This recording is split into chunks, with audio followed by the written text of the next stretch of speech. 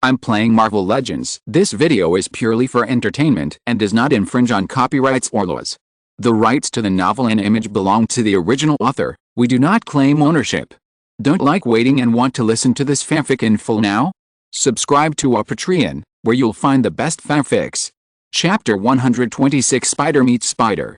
Returning to New York again, Toby did not go home or go to school first, but first came to the hall of the Grandson Gang. Of course, to be precise, it was just a small rented studio. Andrew Garfield's acquisition of superpowers was not simple in Toby's opinion. It was very likely that a party would be involved behind it, so Toby decided to follow him first, at least to get more information before making plans. So, Toby immediately arranged for red hair, orange hair and other hairy people to temporarily put down their work and closely monitor Andrew for 24 hours. But it would be better if they didn't monitor him. It was only less than a week of monitoring, and Toby almost ran over and punched Andrew to death. On the second night after Andrew gained superpowers, Andrew caused the death of his uncle due to an accident, so he began to fight crime all over New York. Anyone who was similar to the murderer who shot Ben Garfield that night was tied up by Andrew with spider silk and hung at the door of the police station. If it were just that, Toby wouldn't care, but unfortunately, Andrew's abilities were too similar to his Skynet, and many of the suspects he arrested were from the Jin Bing Gang. So, the blame was naturally placed on the Skynet. The Jin Bing Gang, which had always been at odds with the Sun's Gang, immediately launched a strong attack on the Sun's Gang's sphere of influence as if explosives had been ignited. Many residents who paid protection fees suffered losses at the Jin Bing Gang, so they naturally found the Sun's Gang again. After all, the Sun's Gang collected protection fees under the banner of taking money to do practical things. Damn Andrew, you caused the trouble yourself, and you still want me to clean up your ass. Toby angrily pinched a can in his hand into a piece of iron sheet, and then smashed it into the floor. Boss, there is one more thing I think I need to tell you. Landmouth thought for a while and said. Could it be that the boy has done something shameful? Toby raised his eyebrows and said irritably. Yes, no. Oh, how should I put it? Andrew has been very close to Gwen Stacy recently. She is the daughter of George Stacy, the chief of the Queens Police Department. I suspect that he wants to use this to infiltrate the police department and rely on the internal system of the police department to find out the true identity of the murderer who killed his uncle. Blue Hair said after a moment of hesitation. Among the 7 hairs, orange hair is the best in terms of overall view, but when it comes to small cleverness, Blue Hair is definitely the best among the 7 hairs. Therefore, during this period when Toby was away, it has become a habit for the 7 hairs to ask orange hair about big things and blue hair about small things. What? Gwen Stacy. Hearing this name, Toby immediately grabbed blue hair's collar and lifted him up. As a close friend of Marfa, Toby knew that Marfa had dated Gwen before. In his heart, he had already regarded Gwen as his future sister-in-law. As the saying goes, nothing tastes better than dumplings, and nothing is more fun than. Ahem, that's not right. As the saying goes, brothers are like brothers, and women are like. That's not right either. Anyway, Toby absolutely cannot tolerate anyone who dares to have ideas about Gwen. Sandstorm, let's go and meet this fake guy. Humph, I wanted to observe him more, but since he is asking for death, it's out of our control. Toby said with a murderous look on his face.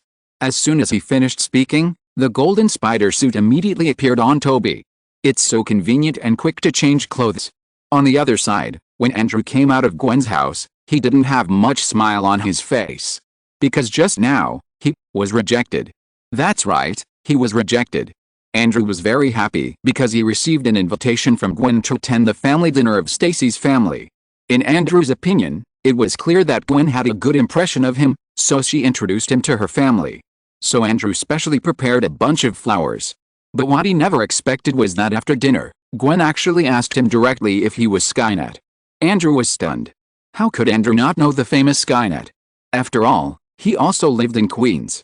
He even witnessed the scene where Skynet and Shadow joined forces to fight Spider-Monster. And Andrew's Spider-Man suit was made by hand with reference to Skynet's original suit. Similar abilities, similar body shapes. For this reason, Andrew even doubted whether this Skynet was his brother. After all, according to the message left by Charlie Garfield, the alien spiders in Osborn Industries are only effective for people in the Garfield family. Anyone else who uses it will face unpredictable dangers. Andrew even asked Ben and May if Charlie had other children or had an extramarital affair. Of course, Ben and May would definitely scold him in return. Now, Gwen, who had witnessed Andrew's skills during the day, mistakenly thought that Andrew was Skynet, so she invited Andrew to her home to thank Skynet for saving her life. As a result, this date ended hastily with a confession being rejected. Damn, if only I were Skynet, Andrew thought unwillingly. Obviously, their abilities are so similar. If he had obtained superpowers earlier, he would definitely be able to save all the students of Midtown High School before Skynet. In this way, he could easily win Gwen's heart.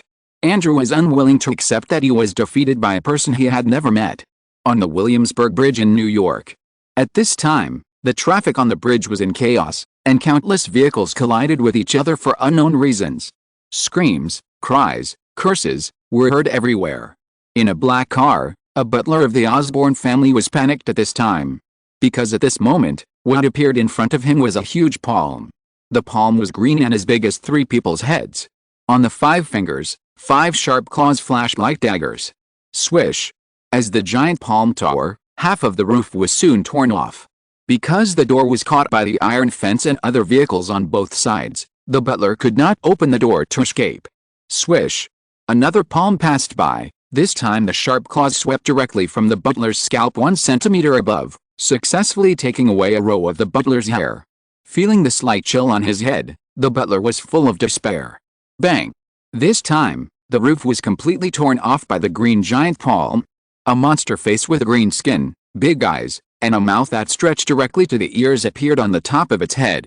Looking closely, you can see that the face is covered with tiny scales, and drops of sticky saliva are dripping from the gaps between its teeth, which looks extremely creepy. My life is over. Thinking this in his heart, the butler immediately curled up his body, closed his eyes silently, and waited for death to come. But the next second, with a bang sound, the car body immediately shook. The expected death did not come.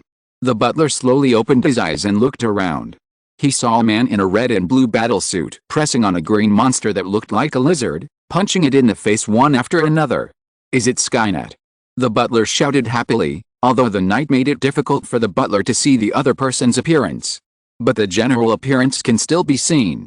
Except for the color being a little different. Isn't this the Skynet that received the Good Citizen Award from the president himself? Hearing that the person he saved actually called himself Skynet, Andrew was immediately unhappy. The fist like a storm also paused, and turned to look at the butler with an unhappy face. At this moment, the lizard-like monster suddenly turned over and kicked Andrew, then quickly came to the butler's car, and threw the car and the butler outside the bridge. The lizard man also jumped off the bridge. Boom! The car hit the water surface. The 41-meter free fall, coupled with the surface tension of the water, made the hardness of the water surface at this time not much different from that of the concrete road. With a burst of explosions, the car was directly blown into ashes. Andrew was stunned as he watched the flames rising to the sky under the bridge. In his ears, his uncle's words that the greater the ability, the greater the responsibility kept echoing. Am I wrong? Damn jealousy. At this moment, a strong sense of regret surged into Andrew's heart. I could have saved him just now, but Looking at his hands, Andrew murmured secretly. But you didn't do it. You just used my name to cheat people. A voice was heard not far away, and then a man in a yellow spider suit put the butler to the ground. Until this moment, the butler was still a little frightened. He almost died. Just looking at these 2 people in front of him who were almost identical except for their colors, the butler was a little confused. Who am I? Where am I? What do I see? Chapter 127 Negotiation failed? On the pillars of the Williamsburg Bridge in New York, 2 figures, one red and blue and one yellow, stood facing each other. The cold wind at night swept across the lake, blowing on the 2 people, but unfortunately, it did not lift any corners of their clothes. You are Skynet? Not bad, buddy, you've changed your clothes. Andrew looked at Toby, who was standing opposite him with his hands behind his back, and said with a somewhat tangled look. Originally, Skynet was the patron saint of Queens and even protected the students of Midtown High School. Therefore, in Andrew's heart, Skynet was a well-deserved superhero. But a few days ago, Andrew also gained the same ability as Skynet. The figure that was previously unattainable became within reach from that moment. Once upon a time, Andrew was very happy about it. Being able to follow in the footsteps of an idol is undoubtedly an exciting thing for a high school student like Andrew. But the death of Uncle Ben has become Andrew's lingering nightmare. Andrew even feels that the price of his power is Ben's life. Despite Ben's last words, Andrew has been in a state of confusion in recent days. And the joy that Gwen Stacy showed when she mistakenly thought that Andrew was Skynet made Andrew jealous. Why do completely similar people have completely different lives? Skynet, the patron saint of queens, the Good Citizen Medal of Honor issued by the President of the United States, and most importantly, he is the idol of Goddess Gwen. With so many halos of honor. If Andrew is still the ordinary high school student, it would be fine, but now it is obviously the same, but it is still difficult to win Gwen's heart. This makes Andrew feel a strong sense of frustration. Andrew Garfield, do you know that you are playing a very dangerous game now? On the bridge pillar, Toby looked at Andrew, who was a little embarrassed in front of him, and frowned and said in a deep voice, "Dangerous game." Hearing this, Andrew's heart suddenly skipped a beat. The other party actually knew his identity. The night wind was still blowing, so even though the bridge was full of onlookers, no one could hear the conversation between the two Skynet on the pillar. "Who are you? Are you also from our family? But why have I never heard of you?" Andrew asked. After all, unlike the super spider Toby encountered, the spider that bit Andrew was genetically modified by his father, and only the Garfield family could achieve perfect genetic fusion. Therefore, Andrew naturally regarded Toby as his distant relative. Family? No, I think you misunderstood. But I can tell you clearly that you are in danger now. The power behind you is not as simple as you think. If you abandon the dark and join me to find out the mastermind behind the scenes, I can let you join us, and even find out the murderer of your uncle for you. Toby was still very rational, and did not press Andrew to the ground because he harassed Gwen. Compared with personal grudges, Toby hoped to find out the organization behind Andrew that had the technology to mass-produce Spider-Man. Ha-ha-ha, ha-ha-ha, ha-ha-ha. Andrew laughed, so loud that even the onlookers on the bridge could hear it faintly. "I'm in danger? Where is the danger? The power behind me? What is that? How come I don't know? What dark side should I abandon? What light side should I join? Is it possible that only Skynet is right? What qualifications do you have to point fingers at me from the highest moral point? Don't you know my identity? Okay, then let me ask you, you took the protection fee from my family, where were you when my uncle was in danger? Don't you claim to get things done with money? What did you do?" Andrew was talking, and his emotions got out of control. He had suffered so many blows and encountered so many things recently that he couldn't adapt to them at all. Andrew, you have to know that even if I am Skynet, I can't be all round," Toby said with a guilty conscience. Andrew was right. Ever since he received the Good Citizen Medal awarded by the President, Toby has been floating. From then on, Toby continued to expand the sphere of influence of the Grandson Gang. Because Toby thought he could solve everything by himself, he even dismissed many members who joined the Grandson Gang and gave them a sum of money to start a business. All this seemed very beautiful and idealistic. But Toby never thought that even if he did not go on a mission, as the territory of the Grandson Gang continued to expand, he alone would not be able to bring all violence and crimes to justice as before. The death of Ben Garfield can be said to be proof of this. What's more, he had focused his main energy on the confrontation with the Kingpin Gang some time ago. The people paid the same money, but the quality of service they enjoyed was getting worse and worse. It can be said that after Andrew's scolding, Toby also realized his mistake. He did have some responsibility for Ben's death. But guilt is one thing, and Andrew is another. And Toby felt that the more he felt he owed Andrew, the more he needed to pull him out of the fire. Andrew must not be used by those evil organizations that used his body tissue for human experiments. Andrew, I'm sorry about your uncle's affairs, but if you insist on being wrong, I will not let you work for those evil organizations even if I beat you down. Since your father and uncle can no longer guide you, I will take over their work," Toby said with determination. "Humph. Who do you think you are? Do your own thing first, and you want to replace them. What right do you have?" As soon as the voice fell, Andrew immediately lost the desire to continue the conversation, and immediately threw a spider silk on a bridge not far away, intending to leave first. After several swings, Andrew soon arrived at the end of the bridge. But when he looked up, he found that Toby had been waiting in front of him for a long time. The comprehensive ability of the first-generation Spider-Man was originally above the second generation. After all, whether it was a hand-pulled train or the ability to spit silk, it fully demonstrated this point. What's more, Toby was infected with double spider venom with the help of Marfa, and then inherited the ability to produce toxins from Arachne. Now there's sandstorm parasites, and all abilities have been amplified again. This is not to mention that Toby had received guidance from Natasha and learned close combat skills for a period of time. Therefore, although the abilities are highly similar, in terms of strength, Toby has already left Andrew behind by 1,000 miles. Let go. Tell me who gave you the ability. You are not the opponent of that lizard man, and the classroom of Central City High School is where you should be. Go to school well, and leave these messy things to me in the future. Toby advised again. Huh? Self-righteous. Andrew snorted disdainfully. His ability was customized by Charlie Garfield for the Garfield family.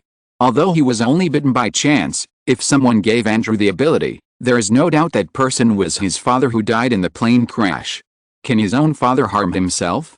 Andrew didn't think so. Moreover, in Andrew's opinion, didn't Skynet gain the ability earlier than him? Why was it so arrogant? Thinking of this, Andrew immediately shot a spider silk behind Toby, and then, with a pulling force and the elasticity of the spider silk, he punched Toby in the air. Chapter 128 Skynet Twin Spiders. Seeing Andrew coming at him aggressively, how could Toby just stand there stupidly? Seeing that Andrew's fist was about to hit Toby's face, Toby leaned back slightly to avoid the attack. Then he raised his leg and immediately kicked Andrew to a height of more than 10 meters. Too tender. Toby murmured softly. Speed, strength, skills, pets. Now Toby can be said to have crushed Andrew in all aspects. How could he lose with a flying dragon riding on his face? And what about Andrew at this time? Although he suffered a powerful knee strike from Toby, he did not suffer much damage due to his super strong physique. So, Andrew suddenly exerted force in the air and adjusted his body position, and then a spider silk wrapped around Toby's waist. Then Andrew suddenly pulled with his left hand, and his legs kicked towards Toby like steel spikes. Alice. I still overestimated you. Toby said helplessly. The next second, Toby's golden battlesuit was seen squirming, and then a larger version of the yellow frying pan appeared in his hand. Go. Bang. As soon as the voice fell, Andrew was immediately slapped into the air by Toby's frying pan again. Damn it. Being hit by the frying pan, Andrew immediately felt his head buzzing. He was even more surprised at Toby's methods. Is this the legendary Red Wolf's 18 pots? But where did his pots come from? Why can't I do it? Boy, have you ever played Fuso's sword ball? Toby shouted loudly. Then the yellow mucus squirmed again, and a sledgehammer suddenly appeared in his palm. Before Andrew could react, he saw a spider silk suddenly shot out from the top of the sledgehammer and stuck to Andrew's waist. As Toby pulled hard, Andrew's figure immediately flew towards the sledgehammer. Go. Boom. Another hammer smashed Andrew. If Toby hadn't worried about killing Andrew, and had softened the hammer surface, Andrew would not have felt so good. However, the matter was not over yet. Toby's spider silk had been strengthened by Little Yellow, so it was not so easy for Andrew to tear it apart. As Toby pulled again. Go. Boom. 3 minutes later. Okay, let's sit down and have a good chat. In mid-air, Andrew, who had been beaten and pulled by Toby for a long time, finally gave in. Although Toby is 2 years younger than Andrew in age, he can't help but follow the right person. With the help of Marfa, Toby has been like a protagonist who has turned on the cheats all the way, and his strength is no longer what it used to be. What's more, although Toby seems to be alone, Little Yellow is actually a symbiote stronger than Venom. If Toby still loses after the two of them join forces, it will be a waste of Marfa's training. Looking at Andrew, who was lying on the ground, Toby felt mixed emotions. Andrew had been causing trouble for the grandson gang, and he dared to hit his future sister-in-law. It could be said that Andrew was just jumping on Toby's bottom line. Logically, it would not be too much for Toby to press him to the ground and rub him. But according to Andrew, the reason why he was hunting down the criminals who looked like the murderer of his uncle was largely because Toby was incompetent. If Toby really focused on governing Queens, his uncle would not have been shot, and why would he arrest those criminals on behalf of Toby? In the end, it was the result of my eagerness to achieve success. Toby murmured in his heart. A quarter of an hour later, at the base of the grandson gang. Zimiao was bandaging Andrew's wound. How did you get that weapon just now? Why can't I do it? Finally, Andrew asked the doubts in his heart. In his opinion, Toby is definitely his distant relative, or even his father's illegitimate son, otherwise it would be impossible to perfectly integrate with the gene fragments of the super-genetically modified spider. In this case, what Toby can do, he should also be able to do, which is completely reasonable. But the fact is that on the way here, Andrew almost popped his eyes out, and he didn't see his hands deformed. You are talking about this. Xiao Wang, come out and meet the younger generation. Toby said after hearing this, and in an instant, the yellow battlesuit on Toby's body immediately sank into Toby's body. After a moment, a golden head grew out from Toby's shoulders. My name is Sandstorm. Don't think that you can call me that just because you are his younger brother. Be careful or I will let you try the wonderful experience last time again. Sandstorm said a little angrily. Ah. You are. Andrew didn't see Toby's face until this time. Isn't this the junior who is 2 years younger than him? At that time, the two of them were in the same class to participate in the Columbia University's Travel Society, so they had several contacts. But before Andrew was surprised, the yellow head full of sharp teeth brought him more surprise. Why can't I do it? Is there a formula? Xiao Wang, come out and meet the younger generation. Andrew shouted. Sandstorm. Toby. Kikimeo. This guy must be a fool. Asshole, you dare to call me Xiao Wang. Sandstorm was really angry this time. If it was Toby, it would be fine. After all, he was his host, but this kid in front of him dared to call him Xiao Wang. It was too insulting. After saying that, Sandstorm stretched his neck and wanted to bite off Andrew's head. Okay, stop it. Xiao. Sandstorm, I'll buy you Wagyu beef later. Top rain, filet, meat, you can choose whatever you want. Toby grabbed Sandstorm's neck and said. Sandstorm hesitated for a moment, but finally succumbed to the food. Give me one portion each. I want it medium rare. Don't forget. Leaving these words behind, Sandstorm immediately went directly into Toby's body. Out of sight, out of mind. As long as he saw these two humans who called him Xiao Wang, Sandstorm would get angry. Okay, I admit that I was scared just now. Should I call you brother or cousin? Andrew said angrily. Brother? Cousin? Toby was confused. It's like this. Super genetically modified spiders are the product of my father's cross-species genetic research in the early years. When creating this spider, my father Charlie Garfield added a genetic code lock to it. If you want to become like me, you must be from our family. P.S. Cross-species genetics. I actually really want to know what Peter's father did to the spiders in the second generation. Andrew pointed at Toby and then shrugged slightly. Hearing this, the 7 furry people were stunned. One by one, they looked at Andrew, then looked at Toby, and then looked at Andrew again, as if looking for the similarities between the two. Ha, so that's how it is. It seems that I misunderstood. At this moment, Toby finally understood that all this was really such a coincidence. The reason why Andrew became Spider-Man was not because some organization studied his body tissue samples. He got it by relying on his father. According to what you said, you may have misunderstood. In fact, I am. Toby Ola talked for a long time, roughly describing the process of how he gained his abilities. Of course, he also talked about the dangers involved, as well as his relationship with the spider monster that once appeared in Central City High School. The 7 hairy eyes flashed with brilliance. I told the 7 of you not to have any ideas. After that incident, the organization behind me did research on the spider monster and the remaining super spiders. Facts have proved that, except for me, all the others who tried failed. They either turned into monsters or died directly.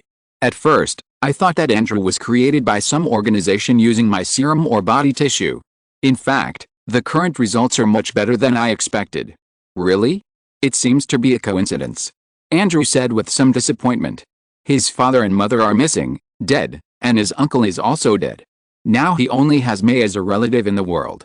Andrew actually hopes that Toby is really the seed left by his father's indulgence. At least in this way, he can have one more relative. Seeing Andrew's disappointment, Toby guessed his thoughts. He patted Andrew on the shoulder. I am sorry for Ben's death. Skynet has never been a person, but a synonym for justice. Skynet is vast and nothing can escape it. Anyone who commits a crime within the coverage of Skynet will be punished. So, I hope you can join us and become Skynet with me. I believe that with your help, we can definitely avoid more regrets like Ben. Toby extended an olive branch to Andrew. Skynet. Hearing Toby invite him to become Skynet, Andrew's eyes flashed instantly. If he became Skynet, wouldn't Gwen be? Okay, I'll join. The two of them chatted here and there, but in a corner of New York, a ragged man was walking alone through the streets and alleys. Until the man turned into an alley and saw the Skynet graffiti on the wall, he was stunned. It feels so familiar. If you're listening to this novel on a channel other than Fanfic World, it means they downloaded and uploaded it without effort. We cordially invite you to visit our channel, Mundo Fanfic Novelis. There you'll find the original version of this story and you can explore many other novels of various genres. We're waiting for you to immerse yourself in a world of incredible novels. Chapter 129, Hydra's Secret Research. Sokovia Hydra Research Institute. Dr. Golden, how is the experiment going? In the laboratory, a man wearing a monocle stood with his hands behind his back and said to the old man in front of him, "My Lord Baron, I'm very sorry, the genes of the experimental subjects are very strange, or very domineering, and all human experiments have failed." As he said this, the old man casually tapped a few times on the keyboard in front of him, and the display in front of him immediately showed a picture. On the display screen, dozens of humans who looked like zombies were constantly gnawing at the corpses on the ground. They all had dull eyes and acted like wild animals on instinct. Seeing this, the man gradually closed his eyes, as if he was suppressing the anger in his heart. Dr. Golden, Pierce sent us such interesting things, and you actually made so many things. Are you going to let that old man Pierce laugh at me? The man's tone was indifferent, but the old man next to him was scared and broke into cold sweat.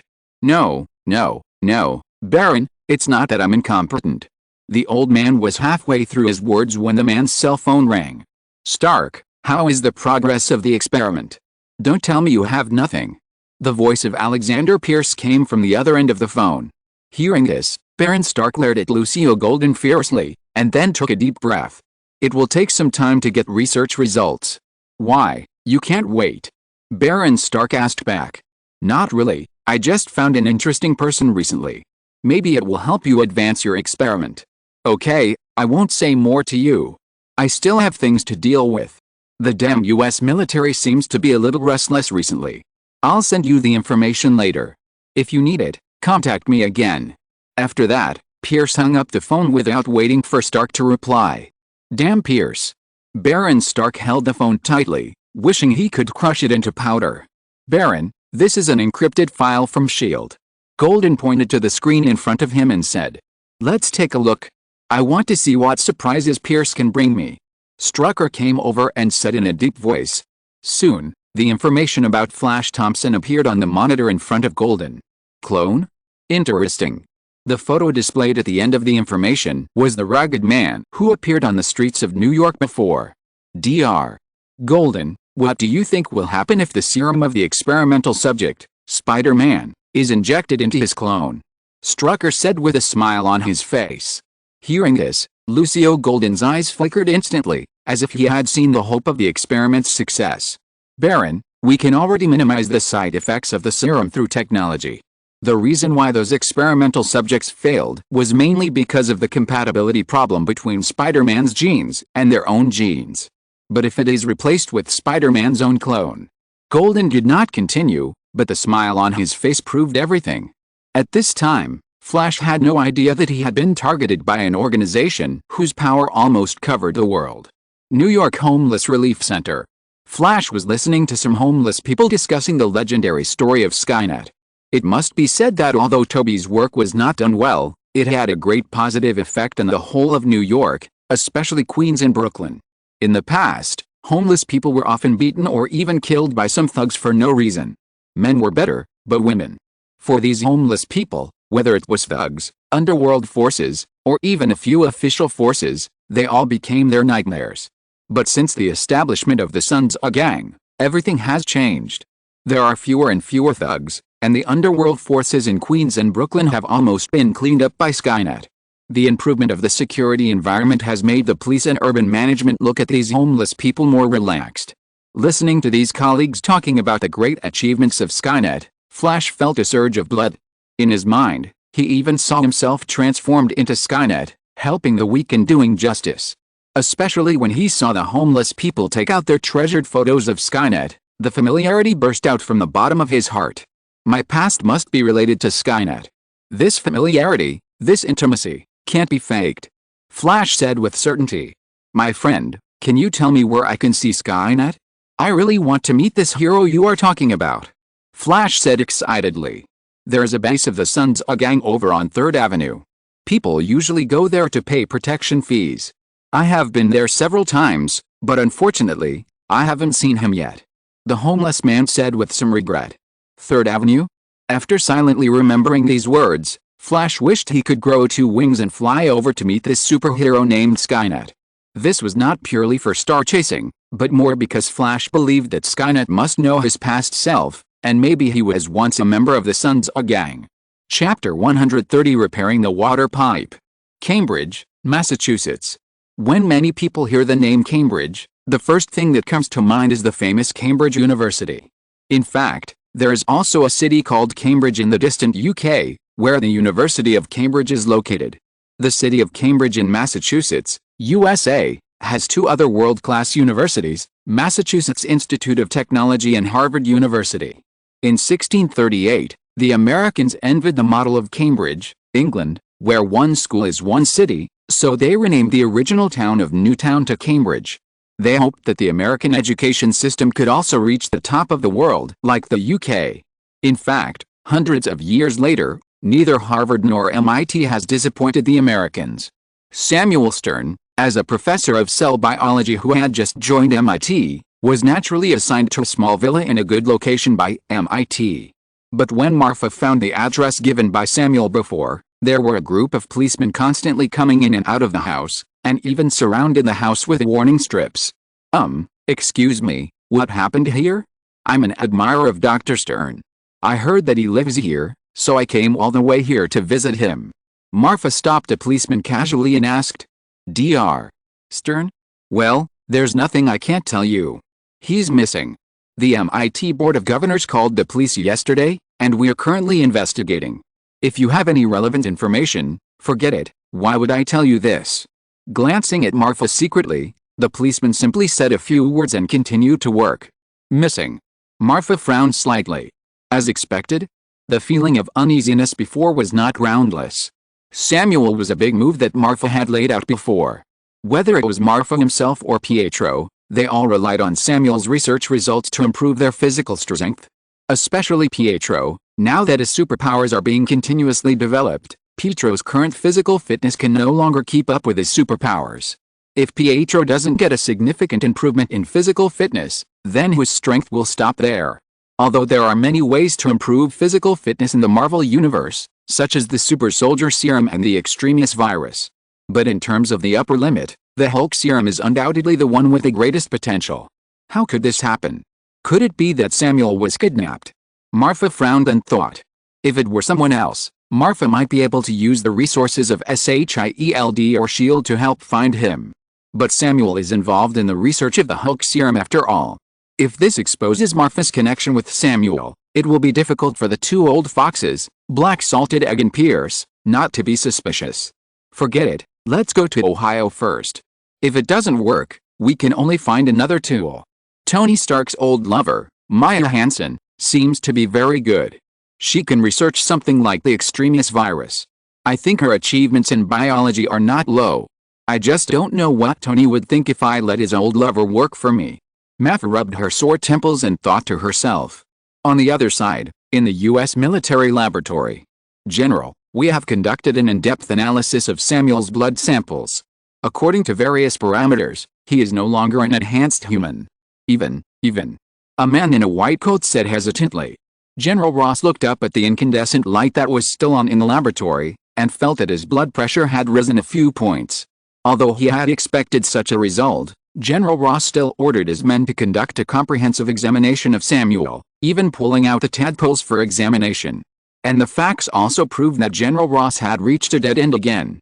The injection that Samuel had injected into himself before turned him back into an ordinary person. Go on. General Ross said after a moment of silence. Because of the unknown drug, Not only did the Hulk factor in Samuel's body lose its activity, but even Samuel's physical condition fell below that of an ordinary person. To sum it up, his current physical condition is almost the same as that of a person in his 60s or 70s. Hearing this, General Ross couldn't help but sigh. "Let's go, take me to see Samuel. It seems that I'm in trouble this time. In this case, I can only cooperate with him." After that, the two of them hurried to the laboratory where Samuel was imprisoned. When General Ross saw Samuel again, he was also frightened by Samuel's current appearance. But seeing that his muscles were slightly atrophied, he looked like an old man who was about to die. The hunchback gave people the illusion of being weak. Seeing the arrival of General Ross, Samuel couldn't help but raise the corners of his mouth slightly, as if he was the final winner. "You old bastard, you are so elegant today that you actually came to see me. I have said long ago that you will get nothing. How is it? The great Samuel Stern did not disappoint you?" Samuel said indifferently, as if he had already accepted his fate. After all, in his current state, life or death is just a matter of General Ross's words.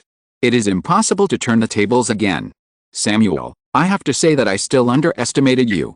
If you are willing to hand over the formula that you successfully strengthened before, I can spare your life." General Ross still looked condescending, but his tone was much softer than before. "Ha ha ha, ha ha ha. Spare my life? Ha ha ha. This is really the funniest joke I have ever heard. I came here with sincerity, wanting to achieve your great achievements in life, but what about you? Short-sighted, profit-seeking. If you hadn't been greedy for me, why would we fight to the death? Now you still say spare my life. Do you think I will still care now that I am like this? Huh? Bah." After saying that, Samuel immediately spit a big sticky phlegm at General Ross. Fortunately, Samuel is really in a bad condition now, and even spitting is a bit inadequate. "I have found out the location of Banner.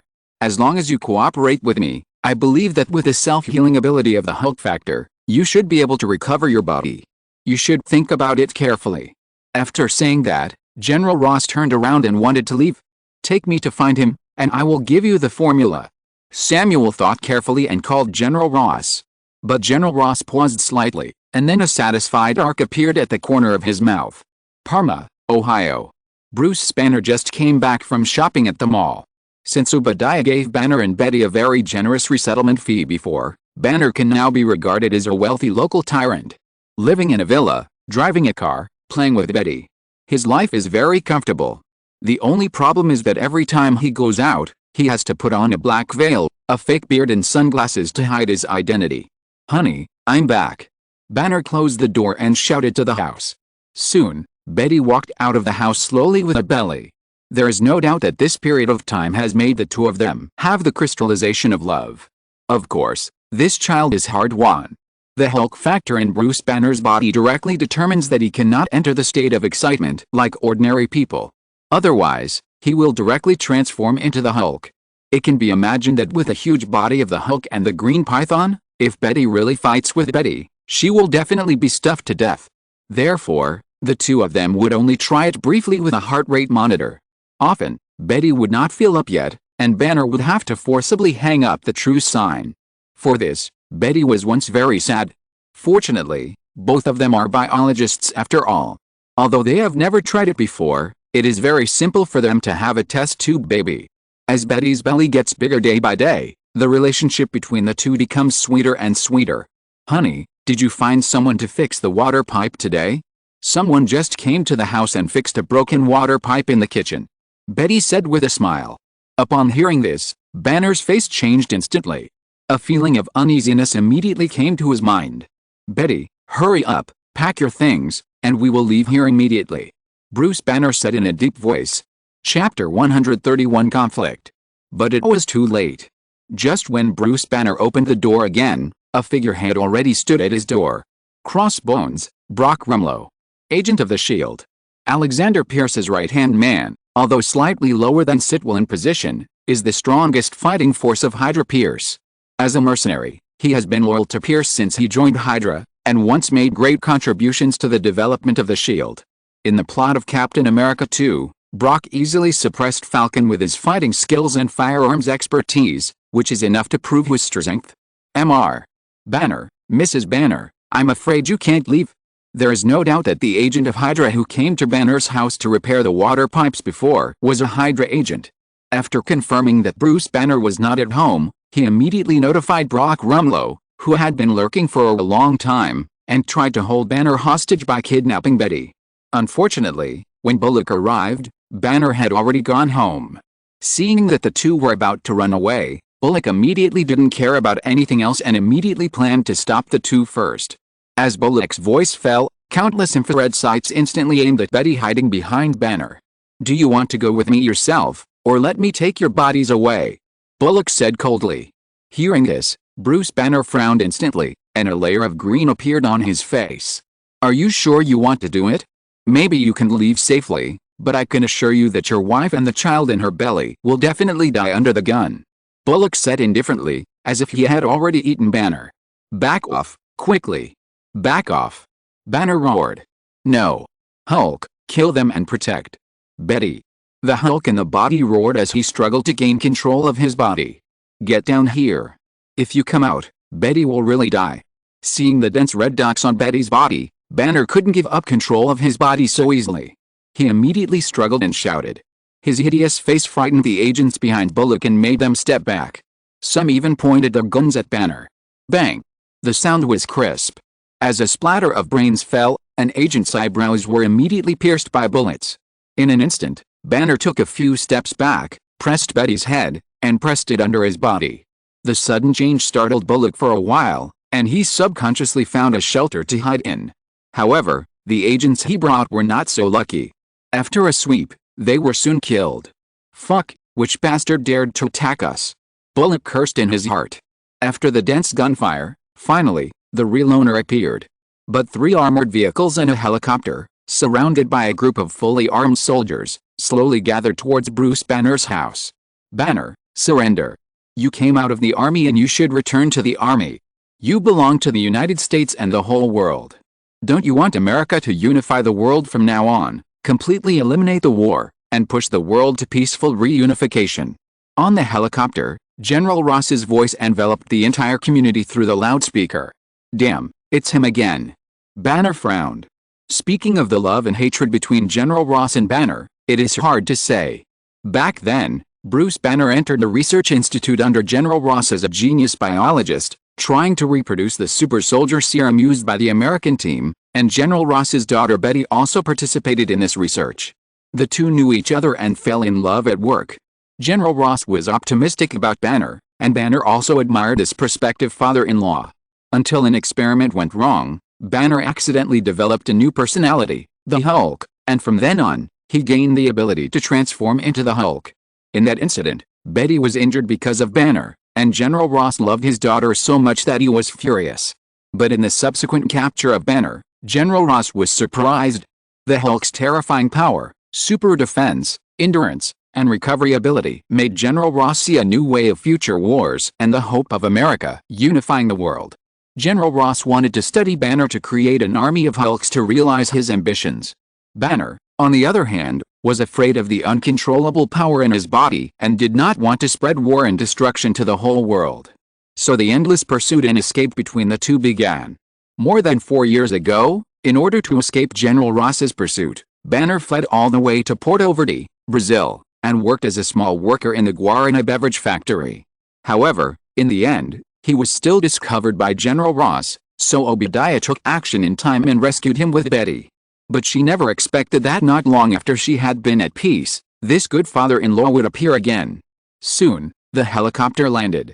General Ross also came to Banner under the protection of a group of soldiers. But when he saw his daughter's big belly, General Ross was shocked. P.S. Please ignore the problem that the belly only became noticeably bigger after about 5 months. Just think of it as Banner's tadpoles are strong. How can you, how dare you? General Ross felt that he was about to have a brain congestion for a while. Unexpectedly, after just a few months of not seeing each other, his baby daughter was played with by Banner and got a big belly. This feeling is like the cabbage carefully cultivated in his own vegetable garden being pushed by a pig. Angry, regretful, shocked. In short, mixed feelings. Soon, General Ross's eyes fell on Betty's right leg again. It was a mechanical prosthesis powered by bioenergy. Ha ha ha, ha ha ha ha. General Ross screamed to the sky like crazy. Not only was his daughter pregnant, but her right leg was also broken. No one could accept this kind of thing. Bruce, run, leave me alone. Run. He won't do anything to me. Unlike Brock Rumlow before, Betty knew that her father would not kill her, so she was fearless. She immediately urged Banner beside her. However, soon a red dot fell on Betty's head again. Asshole Ross, do you know what you did? You dared to kill people from S.H.I.E.L.D. The US military has become bolder recently. Are you not afraid of UN sanctions? Brock got out of the bunker, pointed a gun at Betty with one hand, and stared at General Ross. You'd better give me a reasonable explanation, Brock said coldly. And General Ross, until this time, looked directly at the man who dared to point a gun at his daughter. Brock Rumlow. General Ross slowly said Rumlow's name. S.H.I.E.L.D. is affiliated with the UN Security Council. As a well-known agent in S.H.I.E.L.D., General Ross naturally recognized the other party. Even when Pierce was the director of S.H.I.E.L.D., General Ross had cooperated with Pierce many times. At first, the reason why General Ross ordered the shooting of those gunmen was that he didn't want anyone to get in the way, but he never expected that the people he killed were actually people from S.H.I.E.L.D. Now, he might have to go to the military court. Bruce Banner ran away from the laboratory under my command, and I naturally came to recover the experimental subjects. Your people raised guns and wanted to hurt my daughter and my experimental subjects, so what if I killed them? And I advise you to lay down your weapons, otherwise even Nick Fury can't save you today, I say. Although General Ross was a little panicked because of the mistaken killing of S.H.I.E.L.D. agents, he was still a military leader after all, and he couldn't lose face, so he had to be tough. Your experimental subject? Are you kidding me? S.H.I.E.L.D. is responsible for supernatural events like Bruce Banner. I brought people to capture him, which is completely in line with the duties entrusted to S.H.I.E.L.D. by the Security Council. Could it be that you, a mere American military, want to challenge the majesty of the United Nations? Who gave you the courage? The President of the United States.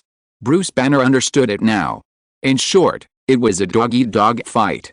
In order to compete for himself, that S.H.I.E.L.D. seemed to have fought with his father-in-law. What a great relationship. Fight. It would be better to cripple his father-in-law. It's exciting to think about it. Yo, the father-in-law catches the son-in-law, so exciting. Bullock, why don't you call me if you have melons to eat? The voice floated from a distance. Just the next second, a figure covered with lavender telekinesis appeared above everyone's head. At the side of General Ross, a handsome man suddenly appeared, and a bloody and rusty axe was placed directly on General Ross's neck. Chapter 132. Ross was also hit. Shadow. Bullock was startled when he saw the masked Marfa and blurted out the question. After all, he had many years of career as an agent. Although he knew Marfa's identity, he would not shout out Marfa's real name directly like Toby did. Shadow. Hearing this, General Ross also looked up following the gazes of the crowd. It seemed that Xiao Bei's axe was not on his neck at all. As one of the best figures in the US military, General Ross still has some courage. What's more, even if he is an agent of S.H.I.E.L.D., he is a senior official of a country after all. If a senior official of a country is killed because of a small friction, S.H.I.E.L.D. cannot bear this responsibility.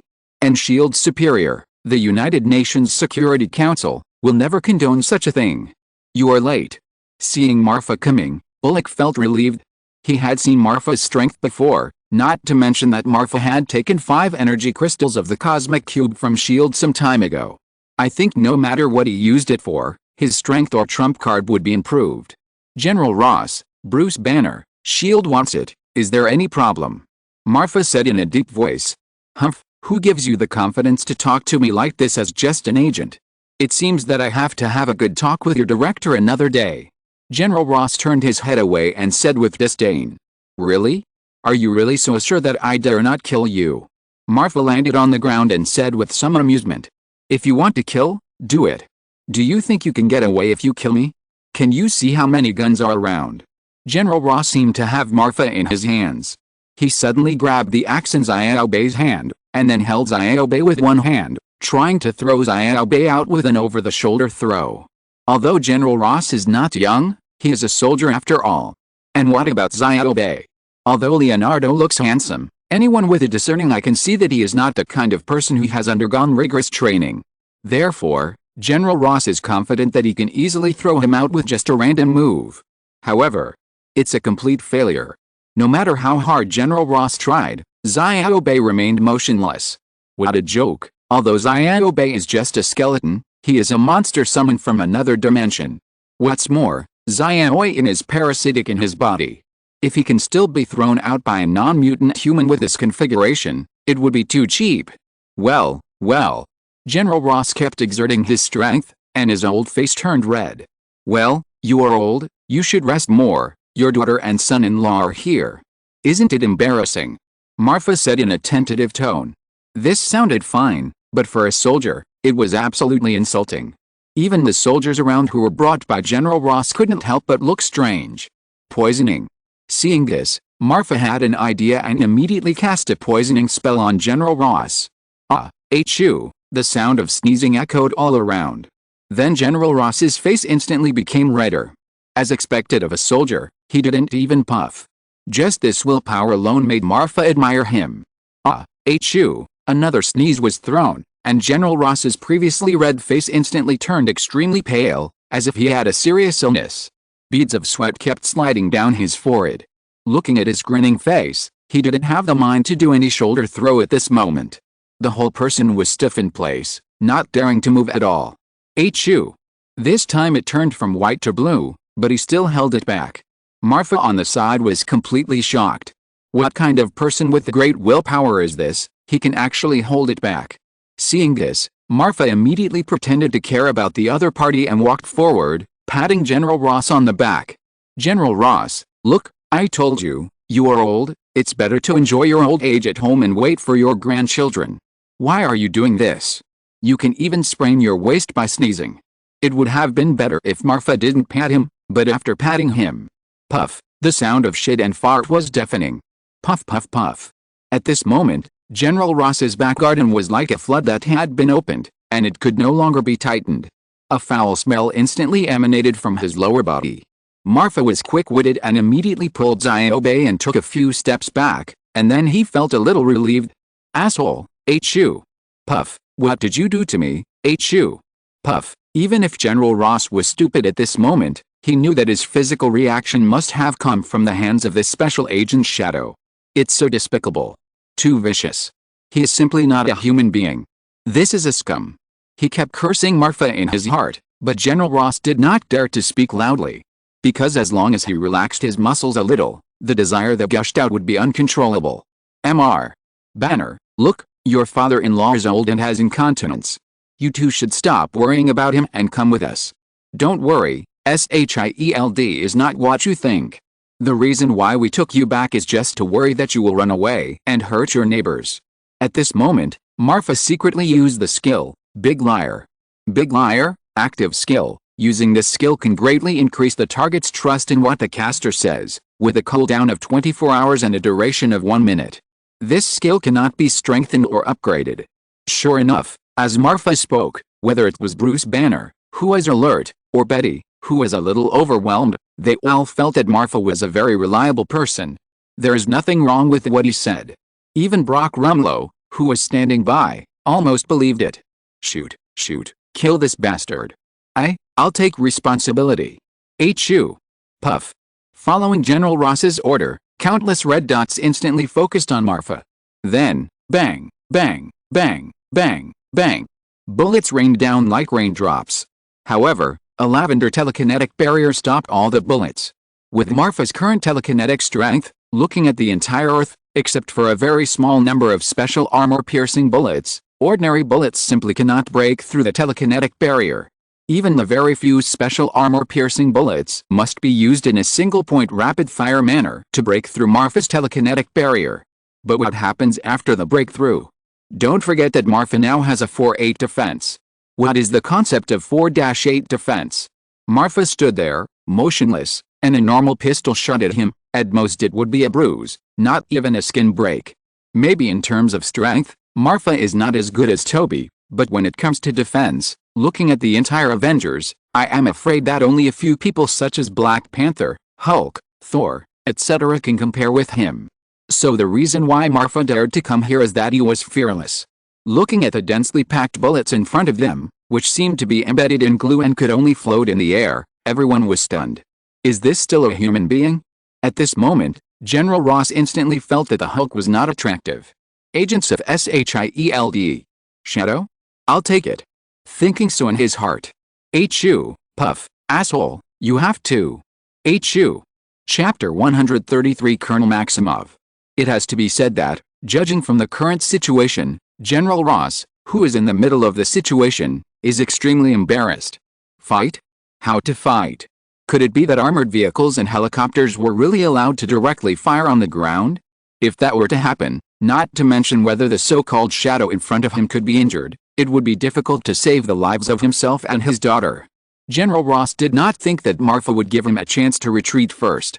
But if he left like that, on the one hand, it would be embarrassing, and on the other hand, he would have to go to a military court after making a big move to mobilize troops and kill a bunch of S.H.I.E.L.D. agents. If he could not give a reasonable reason, it would be difficult to explain to Congress. Fortunately, this time it was not a complete failure. At least the appearance of Marfa was like opening the door to a new world for General Ross. Just from the abilities that Marfa has shown so far, flying, telekinesis, and the despicable means that make people lose their combat effectiveness. It can be imagined that if there is such an army, its combat effectiveness will be no worse than that of Hulk's army. After a moment of silence, General Ross finally. HU. Puff. Okay, Bruce Banner, I can leave you to SHIELD, but I want you to join the US military. Otherwise, I don't mind fighting to the death. HU. Puff. General Ross said in a somewhat exhausted tone. Me. Marfa pointed at herself, revealing a puzzled look on her face. Is this old guy looking for a chance to take revenge on herself? Or does he simply want to recruit herself? First SHIELD, then Hydra, then Carlton of the Life Fund, and now the US military. It seems that she is very popular wherever she goes. My damn charm. Impossible. Before Marfa could answer, Bullock spoke first. You know, Marfa is the newcomer that is SHIELD is currently focusing on training.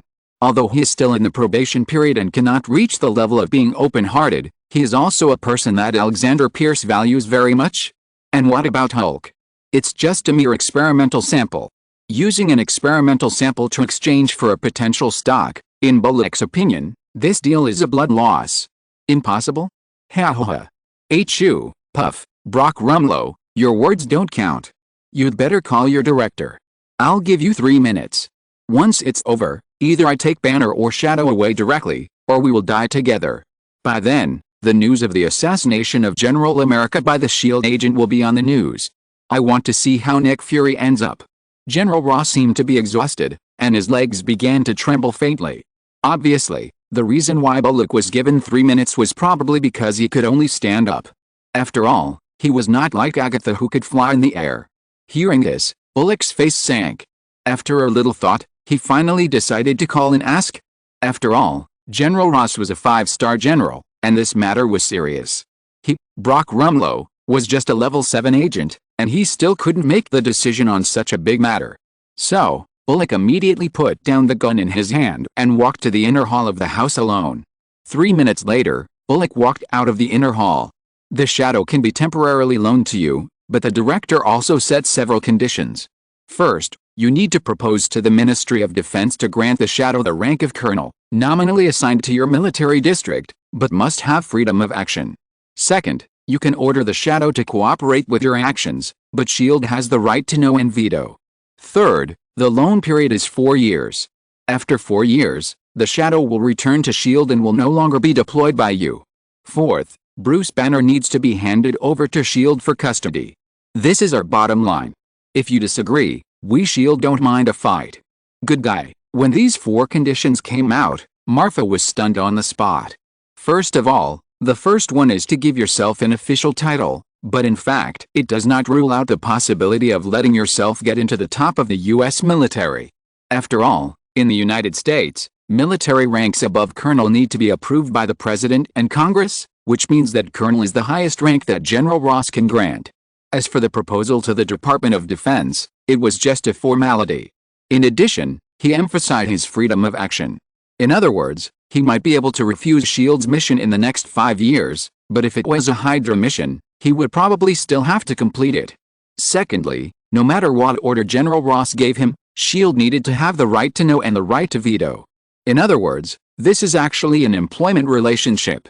The US military hired Marfa, and as Marfa's boss, SHIELD can weigh the pros and cons before making a decision.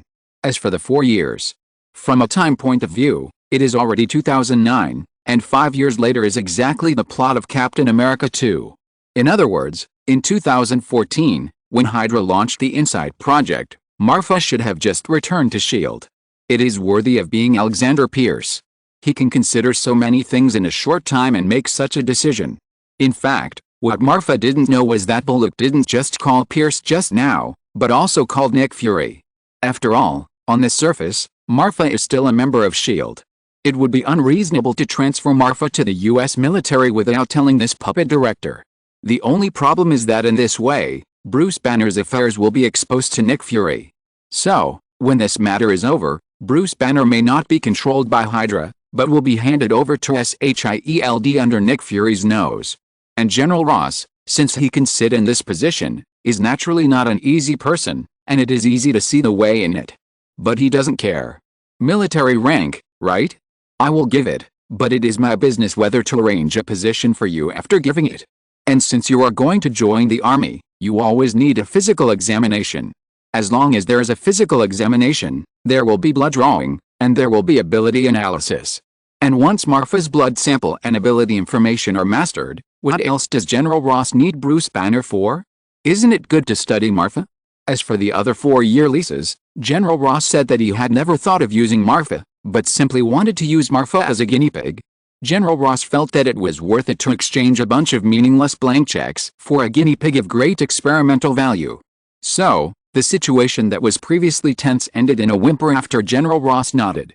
Of course, Bullock took Bruce Banner away as a matter of course, and General Ross also took Marfa and Betty away with satisfaction. Except for Banner, who was reluctant to leave his wife and the fetus in his belly, everyone was happy. Especially Marfa, who seemed to have become a bargaining chip for the transaction between the two parties, was actually the biggest beneficiary.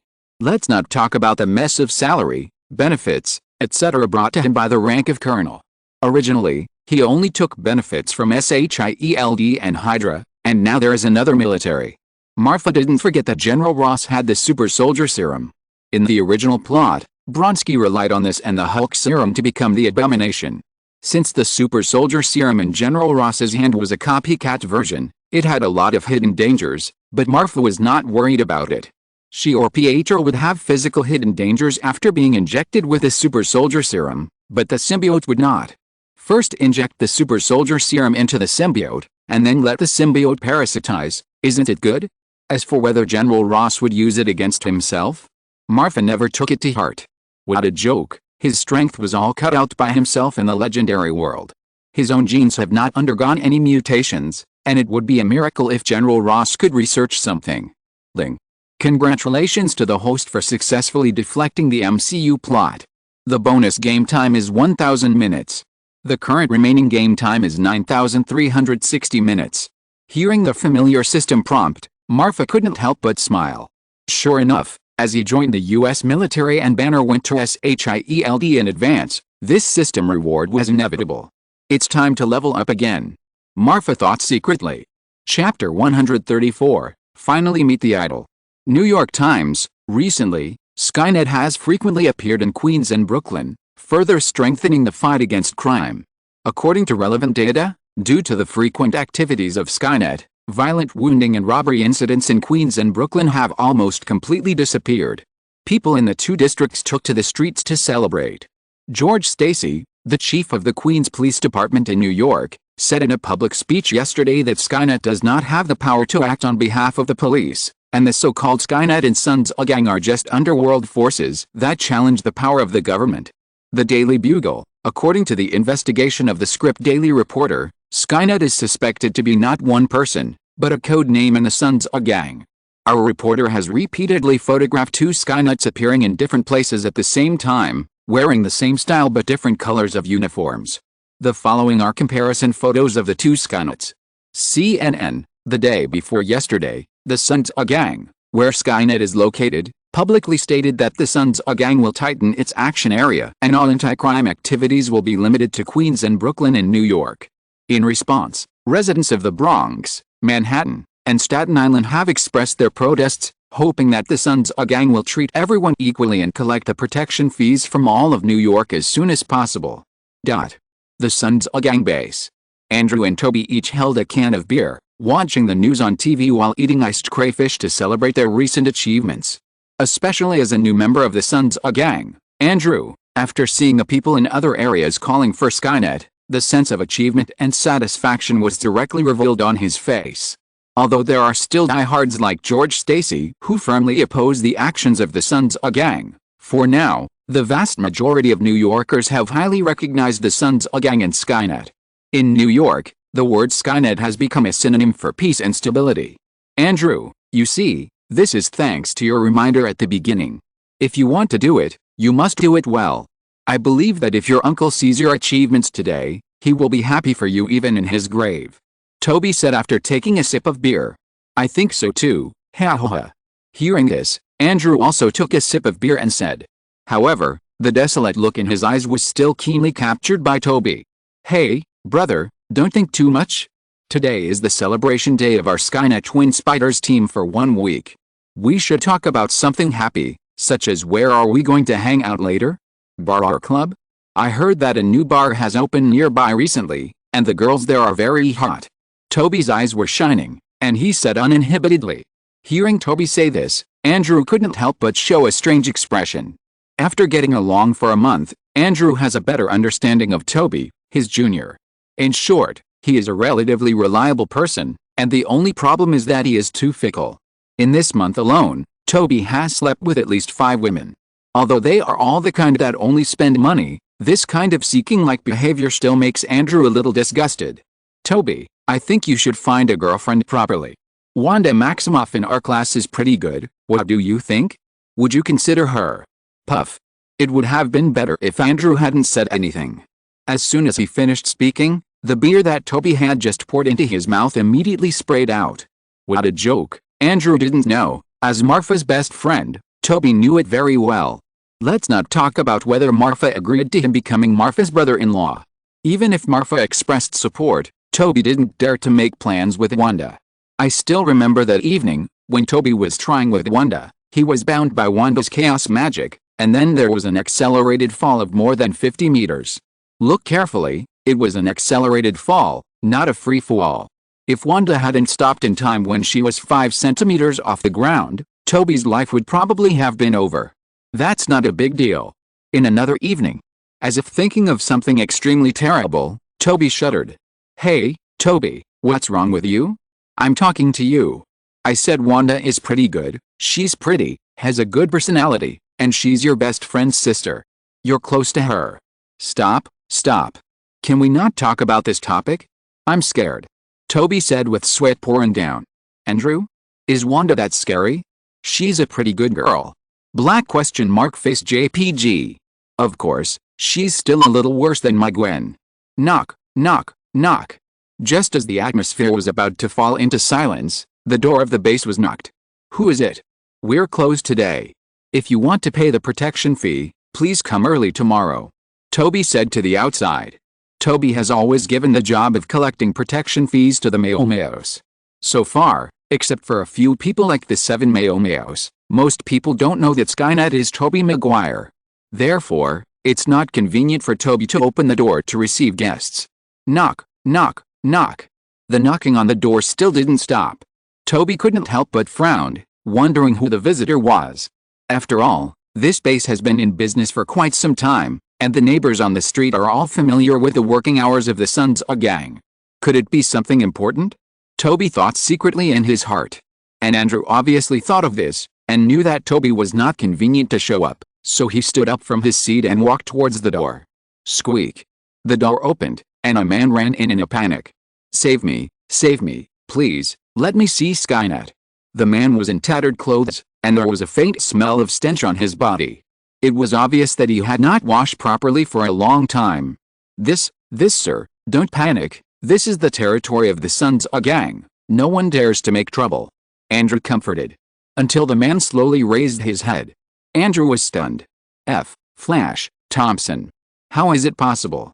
Although he had not met Flash many times, Andrew had some impression of him as a bully in Midtown High School. More importantly, after the attack on Midtown High School, the New York Times reported the true identity of the spider monster, so Andrew recognized the identity of the person at a glance.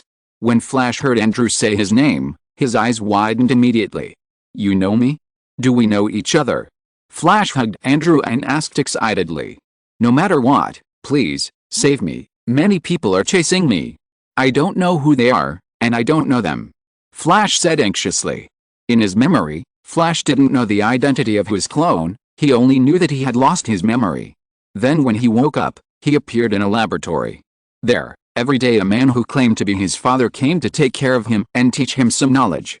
But every time Flash asked which part of his memory he was missing, the man who claimed to be his father would avoid the question. Until one day, a strange thing came and said that he wanted to take him as his younger brother. Andrew was a little confused at this time. At the beginning, he hid in the crowd and watched Toby and the Shadow kill Flash with his own eyes. But the person in front of him really existed. Resurrection from the dead? Andrew didn't dare to think about it. Who is it? If there is nothing important, come back tomorrow. We are off work. In the inner room, Toby shouted immediately when he saw Andrew didn't reply for a long time. Such a familiar voice. This feeling. So kind. Could it be? As if he thought of something, Flash suddenly became excited. He has been to the space many times, but he has never met a legendary Skynet. Today he was lucky, and he didn't expect to really see the demeanor of his idol. "It's me, I'm Flash Thompson. Skynet, it's me." Flash shouted loudly, fearing that Skynet in the house couldn't hear it. Flash. The next moment, a golden figure appeared in front of Flash. Flash Thompson, the man who almost killed him, the man who killed Mary Jane, the man who, even after his death, still appeared in Toby's nightmares every day. Toby would never forget this face in front of him, and he would never forget this voice. Yes, it was him. Kill. Chapter 135 The Closest Person. In a flash, Toby's hand turned into a golden long knife and slashed towards Flash. Bang! At the critical moment, Andrew grabbed Flash and dodged Toby's fatal blow by a hair's breadth. Then, there were two swishing sounds, and two spider webs directly stuck Toby's hands to the wall behind him. "Andrew, what are you doing? Let me kill him!" Toby roared angrily. At this moment, Flash was dumbfounded, completely dumbfounded. The person who gave him an extremely kind feeling, the person he had always admired, wanted to kill him as soon as they met. Why? Who can tell me why? Flash took a step back, unable to accept what had just happened. But before he could react, Toby had already cut off the spider webs that stuck to him and continued to pounce on Flash. Looking at his appearance, it seemed as if he was going to skin Flash alive. "Go, I'll block it for you first." Andrew pushed Flash away again and said loudly. "Go?" "Yes, go quickly." Hearing this, Flash also reacted and ran out the door without saying a word. At this time, Toby had already rushed to Andrew, grabbed Andrew's neck and pressed him to the ground. "Andrew, do you know what you are doing? Do you know who you let go? Do you know that he killed me?" Toby punched Andrew in the face, and his eyes were full of tears. At this moment, the pain of losing Mary Jane was finally vented. Although Toby knew very well that Mary Jane was not a good woman, love itself was neither right nor wrong. No matter what Mary Jane said or did, she was the woman Toby loved most. Whether it was abuse or criticism, regardless of the secular perspective, regardless of the pointing of others, Mary Jane had long been everything to him since they went to kindergarten together. However, facing Andrew's obstruction, Toby knew that it would be impossible for Toby to kill Flash without killing him. No one knew this better than him, who was also Spider-Man. Pa. Seeing that Toby's fist was about to fall on Andrew's face again, Andrew suddenly exerted force and grabbed Toby's fist. Toby's fist did not have much power, which Andrew, as the one being beaten, knew very well. He was just venting something. Andrew, who had experienced the pain of his relatives dying in front of him, also knew the reason why Toby lost control. Andrew suddenly turned over and pressed Toby under him. In the same way as before, he kept punching Toby in the face. 1 punch, 2 punches, 3 punches. "Are you awake?" Andrew said in a deep voice. Seeing that Toby did not reply, Andrew punched again. "What about this time?" Toby still did not say anything, but the tears in his eyes were like a dam bursting, constantly gushing out. "You saw Flash die in front of you. There was definitely something wrong with that man. If you kill him, what will you get? A momentary sense of relief? But what about later? What if there is a second or third person? Will you continue to kill? The Skynet I know is not that kind of person. Contact the forces behind you. I think they should be able to solve this problem. Andrew said in a deep voice. In terms of strength, Andrew is indeed not Toby's opponent, but in terms of IQ, Toby is much worse than Andrew. In the original plot, Andrew made the black technology thing called Spider Silk Launcher by himself, and the Lizard Serum of Dr. Lizard, Kurt Connors, was also completed with the help of Andrew. From this point of view alone, Andrew is not comparable to the poor student Toby. Otherwise, how could Toby become a temporary reporter despised by the newspaper after graduation? Among the 3 generations of Spider-Man, the only one who can really compete with Andrew in IQ is probably Tom Holland's version of Peter Parker. The 2 people here are still discussing about Flush. And Flush himself, to be precise, Flush's clone, is running as fast as he can. Like Toby, Flush's eyes are full of tears and he is totally at a loss. In Flush's opinion, Tobey Maguire gives him a 3-fold more intimacy than the man who claims to be his father, Gamora. But such a person who is like a close relative in his eyes wants to kill him without saying a word when they meet. Flush doesn't understand what he did wrong. He doesn't understand why his idol hates him. Everything he just experienced is like a sharp blade, shattering all of Flush's dreams. Flush doesn't hate Toby, but now he is full of confusion. Thinking that he came to this strange city from afar, he got such a result, which he couldn't accept. All the efforts before, even including the sacrifice of the boss he admired, seemed to have become a joke at this moment. Tap, tap. Faintly, a sound of footsteps kept approaching Flash. Is it coming again? Forget it, if I die in his hands, it will be a perfect end to my confused life. Flash thought so in his heart. He was tired and he didn't want to run anymore. Finally, a figure appeared in Flash's sight. It was not Tobey Maguire as he expected, but a woman he had never seen before. Boy, you made me look for you for a long time. P.S. After writing this, Lobster really wants to stop, but the number of words is not enough. This familiar voice. Flash seemed to think of something and suddenly widened his eyes. Then the eye sockets that had just dried up suddenly became wet again. Boss. Boss. Boss, is it you? Boss. Flash said in disbelief. As soon as the words fell, a fist-sized mass of black mucus slowly emerged from the woman's face, and then it fell directly onto Flush's body and disappeared into it. The middle-aged woman who was parasitized by the black mucus also fell to the ground. I haven't recovered yet, and I've been chasing you for so long. I'm very tired. Let me have a good sleep, a good sleep. The familiar voice in his mind gradually faded away, but Flush felt a warmth he had never felt before. At this moment, Flush seemed to see the hope of life again. At least, there is still a person in this world, there is still a monster who cares about him so much. However, before Flush could be happy for long, a series of hurried footsteps resounded throughout the street again. Soon a group of people dressed in black and carrying guns surrounded him. Flash Thompson, if you don't want to die, come with us.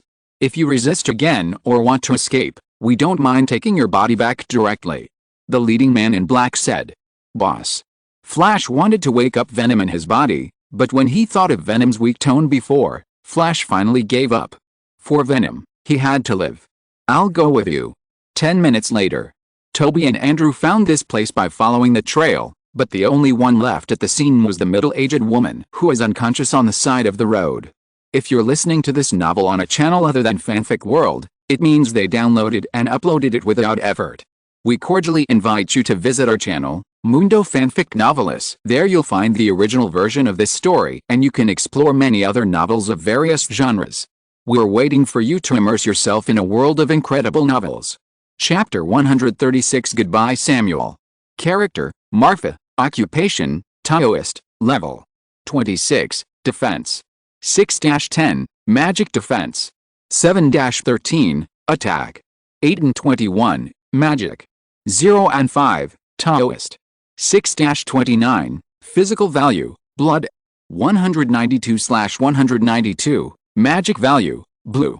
199/199, Skills, Healing Level 3, Psychic Combat Max, Poisoning Max, Soul Fire Talisman Level 3, Summon Skeleton Level 3, Invisibility level 3, Group Invisibility level 2, Ghost Shield level 3, Holy Armor level 1, Psychic Revelation level 1, Special Skills, Spider Sense, cannot be upgraded, Big Swindle, cannot be upgraded, Cancel Summon, cannot be upgraded, Light of Temptation, cannot be upgraded, Equipment, Demon Subjugation, top quality, Soul Battlesuit, Men's, Soul Bracelet, top quality, Three-Eyed Bracelet, Platinum Ring 1, Glass Ring 1, top quality, DZI Necklace, top quality, Taoist Helmet, top quality, Special Ring, Teleportation Ring, not equipped. The current remaining game time is 900 minutes. Taoist Helmet, excellent, durability. 8/8, defense. 1-2, magic defense. 2-3, attack. 0-1, +1, required level 24, 3-eye bracelet durability. 11/11, defense.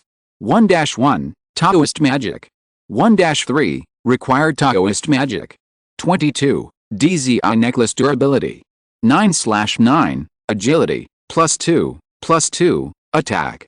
0-2, +2, magic. 0-1, +1, Taoist magic. 1-6, +1, required Taoist magic. 22, in a certain base of the U.S. Army, Marfa slowly opened his eyes, his eye sockets were full of bloodshot, and his face turned extremely pale in an instant, as if he had just made 10 consecutive 499 large meals. Too tired, this is simply not a human thing to do.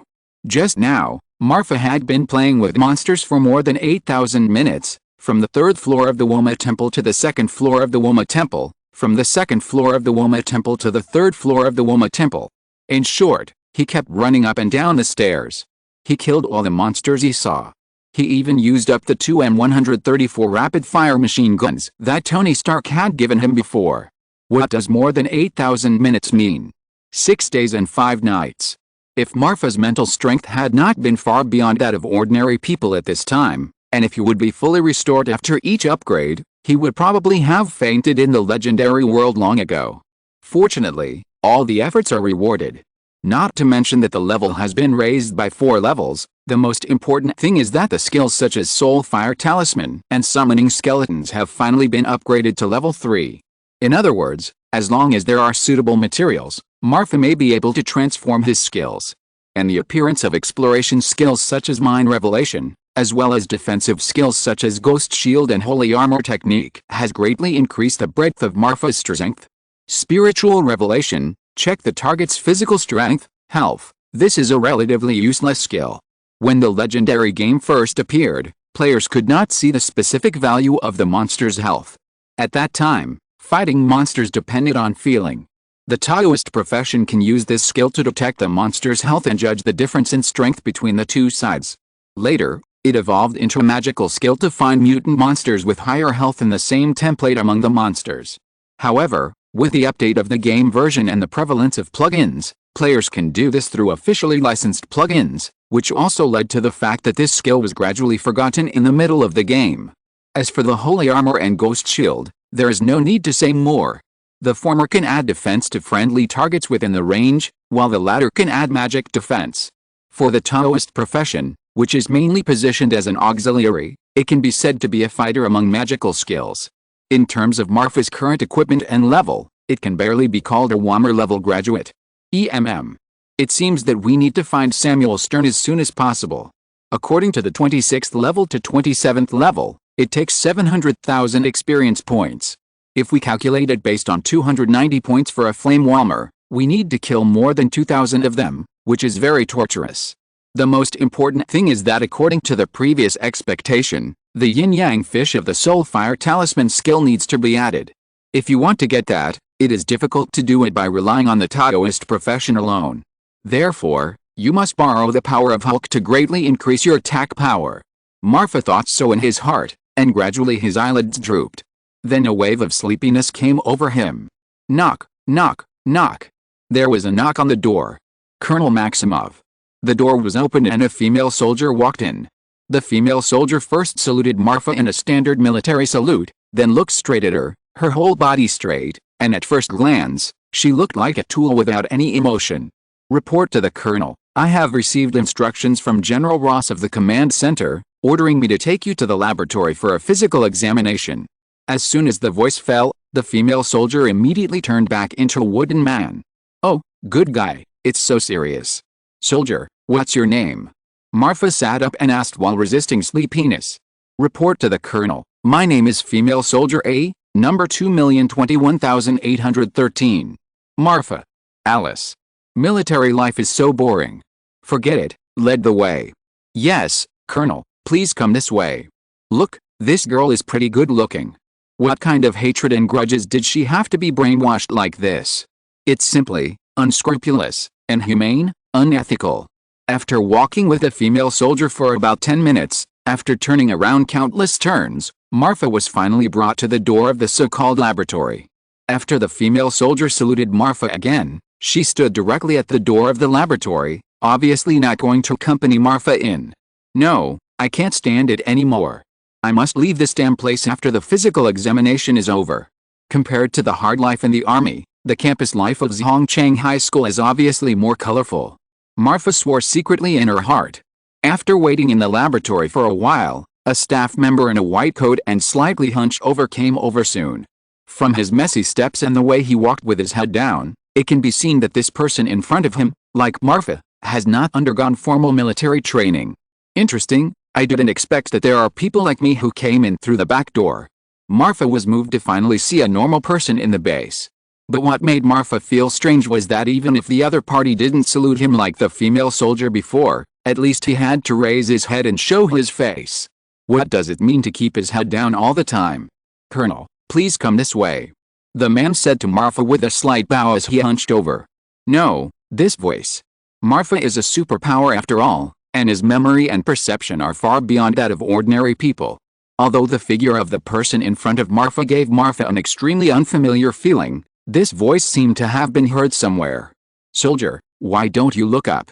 Marfa asked in a deep voice. However, the man took 2 steps back when he heard this, as if he was hiding something. Seeing this, Marfa immediately realized that the matter was not simple, and he walked forward in 2 steps and pulled the other person up. Is it you?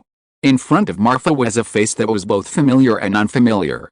It was familiar because Marfa knew this person, but it was unfamiliar because the person in front of him was too different from the image in Marfa's impression. Not to mention the wrinkles on his face, even his eyes were like a dying old man, gray and obscure. It's not me, Colonel, you recognized the wrong person. The man looked a little flustered, and immediately covered his eyes with his hands. It seems that if I can't see you, you won't recognize me. Marfa. Ah. Hey. Seriously. Stop kidding. If you want to cover it, cover your face. What's the point of covering your eyes? At this moment, Marfa felt like 10,000 alpacas were roaring through his heart. He had been looking for such a fool for a long time? Or? Pretend not to recognize him? Marfa thought so in his heart, but in the end, his desire for the Hulk serum overcame his disgust for the person in front of him. Chapter 137 Blood Drawing. Don't pretend, I can recognize you even if you turn into rain. Tell me the truth, how did you get here? At this moment, Marfa had already guessed something in his heart, but he still hoped that his guess was wrong. After all, in order to gain Samuel's loyalty, Marfa had given him tens of millions of US dollars in research funds.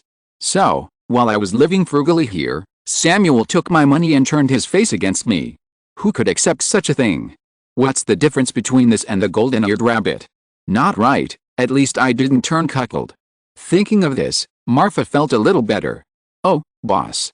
You're here at last. You don't know how much I missed you during this period of time. The moment he spoke, Samuel burst into tears. His acting skills were so exaggerated. Any young and handsome guy from China would be better than him. When Marfa barged into Samuel's house, although his motives were not pure and he subdued him with his fists, Marfa asked himself that he was still very caring for Samuel, a tool. He gave money. It seems that he never gave anything else except money. But damn, Marfa didn't print his own money, he got it from Kelson 1 cent at a time. Ahem. But Samuel, after the experiment made a little progress, in order to realize his greater ambitions, he immediately betrayed Marfa, waved his sleeves, without a trace of nostalgia. Fortunately, General Ross was more skilled, so Samuel fell into the trap. He almost became a useless person. If it was just like this, it would be fine. In the end, Samuel still reached a cooperation with General Ross. It can be imagined that as long as General Ross successfully brings back Bruce Banner, Samuel will still have hope of recovery, and it is not even ruled out that General Ross will write Samuel's name in the merit book. But fate is such a joke. After seeing the strength shown by Marfa, General Ross actually changed his mind. Not only did he not bring back Bruce Banner, he also brought back Marfa, Samuel's old boss. What does it mean to give up the Hulk project? It means that for General Ross, Samuel Stern has once again become a discarded child and a dispensable waste. So in order to survive, Samuel Stern's status fell from General Ross's collaborator to a small worker doing odd jobs in the laboratory. Boss, you don't know, I pretended to surrender to General Ross for you. Seeing that he couldn't hide, Samuel's eyes turned and he immediately sold misery. When I was in Cambridge, the research funds were almost gone, and the serum was gone. Whenever I thought about how you gave me so many resources, but I didn't get any results, I couldn't sleep or eat, and couldn't sleep all night. At this point, Samuel paused and patted his left chest. I feel guilty here. Huh? Looking at Samuel with snot and tears in front of him, Marfa really didn't believe a single punctuation mark. Then what? Then you happily threw yourself into the arms of the military with your guilt towards me. Marfa pushed away Samuel's hand that was stained with snot and wanted to wipe it on her body, and said angrily, how could it be? Absolutely not. Impossible. Samuel denied it 3 times. I just thought that the military had a lot of money and good equipment, and I could use them to get the Hulk serum, so I found them. I swear, I really just wanted to use them. I couldn't listen anymore. This time Marfa really couldn't listen anymore. This fucking story can't even be made up, it's too fake. Light of temptation. Marfa simply used the light of temptation skill on Samuel. After a while, Samuel calmed down as expected, and then told Marfa everything that had happened during this period. So, it is better to believe that there are ghosts in the world than to believe a man's mouth. Especially for a dead otaku like Samuel, even a punctuation mark cannot be believed. Just thinking about it, Samuel actually got his body into this state because of betraying himself. Marfa felt much better. Marfa has just put a spiritual imprint on Samuel. In other words, from now on, Samuel is truly his own. Samuel, I will find a way to get you out, and you will use the rest of your life to compensate me in the future. Marfa said in a deep voice. Yes, master. At this moment, when Samuel looked at Marfa again, it was like those fanatical religious people looking at their gods, with eyes full of reverence. Master, General Ross asked me to take you for a physical examination, mainly to get information about your abilities and blood samples, in order to replicate a group of super soldiers with the same abilities as you. Since he had been branded with absolute loyalty by Marfa, Samuel naturally did not hide the purpose of General Ross. Is that right? Marfa thought secretly in his heart. Just take me for a normal physical examination, and I know what to do. Marfa was naturally very clear about his own situation. Isn't it just a blood sample? I'll give it to you. I am a Taoist priest who can heal, so why am I afraid of losing blood? Here, Samuel was carefully drawing blood from Marfa, fearing that he would hurt Marfa. On the other side, Sokovia. Dr. Golden, 600 cc has been drawn. The current progress of the experiment is gratifying. There is no rejection reaction between the blood samples of the 2 experimental subjects. A Hydra researcher hurried to Dr. Golden to report the good news. Okay. Dr. Golden said yes 3 times in a row, and his eyes exuded a strange look. Draw another 300 cc for backup. If he is killed, we can clone another one. Then just inject him with the serum of the number 1 experiment subject. It will only take a few days, and we can complete this project. Do a good job, and the Baron will not treat you unfairly. Dr. Golden patted the researcher on the shoulder and said with a look of relief. Okay, I will arrange the experiment right away. After that, the researcher immediately rushed to the experimental table.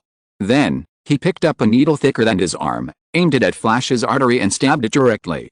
As for Flash, due to the massive blood loss, his face was pale and his whole body was weak. If he had not still held a belief in survival, he would have fainted on the spot. Boy, what's wrong? Why do I feel that your metabolism is getting slower and slower? Finally, Venom in the body seemed to sense something and whispered in an extremely weak voice. It's okay, I'm just a little tired. You sleep well, I will definitely survive. I will take you to every corner of the world and take you to eat all kinds of delicacies. Flush said silently in his heart. Remember your promise, I don't want to wait too long. After that, Venom was silent again, and it was obvious that he continued to sleep and recover. And Flush gradually fell into coma. Chapter 138 Tony with a unique taste. The experiment went as smoothly as the previous in vitro test. As the cells and serum of the original body of Flash were continuously injected into the cloned body of Flash, fragments of memory immediately appeared in the mind of the cloned body of Flash in the form of intermittent photos. Flash, who was in a coma, only felt that he had a nightmare. In the dream, he saw himself turned into a monster, saw himself killing many people, saw himself killing women who had been pierced by him in various ways. He also dreamed that he was killed by Skynet, Shadow and Natasha. Although the memories obtained from the cells and serum were not particularly many. But those fragments that were unforgettable to the original body of Flash were completely presented in the mind of the clone. With a shrill cry that resounded throughout the laboratory, Flash finally woke up from his coma. However, his sweaty head and terrified expression showed that his current mood was not very stable. Is that monster really me? So, Skynet wants to kill me because I killed the woman I slept with countless times? Is this the past that I want to know? And, am I not dead? At this moment, many previous questions were answered, but more questions followed. It seems that you are awake. Dr. Golden walked into the laboratory slowly, and looked at Flush, who was tied to the laboratory table by countless steel cables, with a look like appreciating a work of art. Who are you? Am I not dead? Why? Seeing someone coming, Flush asked what he was thinking impatiently. Yes, you are indeed dead, and now you are just a successful clone. The reason why you can recover some of your memories is because I injected your original body cells into your body. Feel the powerful power in your body. I created you, and I made you perfect. Ho ha ho ha. Sure enough, as Golden's voice fell, a spider leg grew out from Flush's back. Then came the second, third, and eighth. Unlike the previous spider monsters, the current clone of Flash has more perfectly integrated the genes of the Super Spider King, Arachne. The genes of the Super Spider have not changed its human appearance at all, except that it has 8 more slender spider legs on its back than ordinary humans. At first glance, it looks quite similar to the Dutch version of Spider-Man wearing a nano armor. Let me go. Let me go. Flash struggled to get up from the experimental table, but was surprised to find that his body could not move. I know your strength very well. Do you think I would be stupid enough to use only a few steel cables to restrain you? Oh, that's right. After all, you are not a protozoan, and you are only 1 year old now. You probably don't know that there is a thing called neural disrupting toxin. With an evil smile on his face, Golden immediately began to operate the computer in front of him. If Marfa was present at this time, he might be able to recognize the machine next to Flash.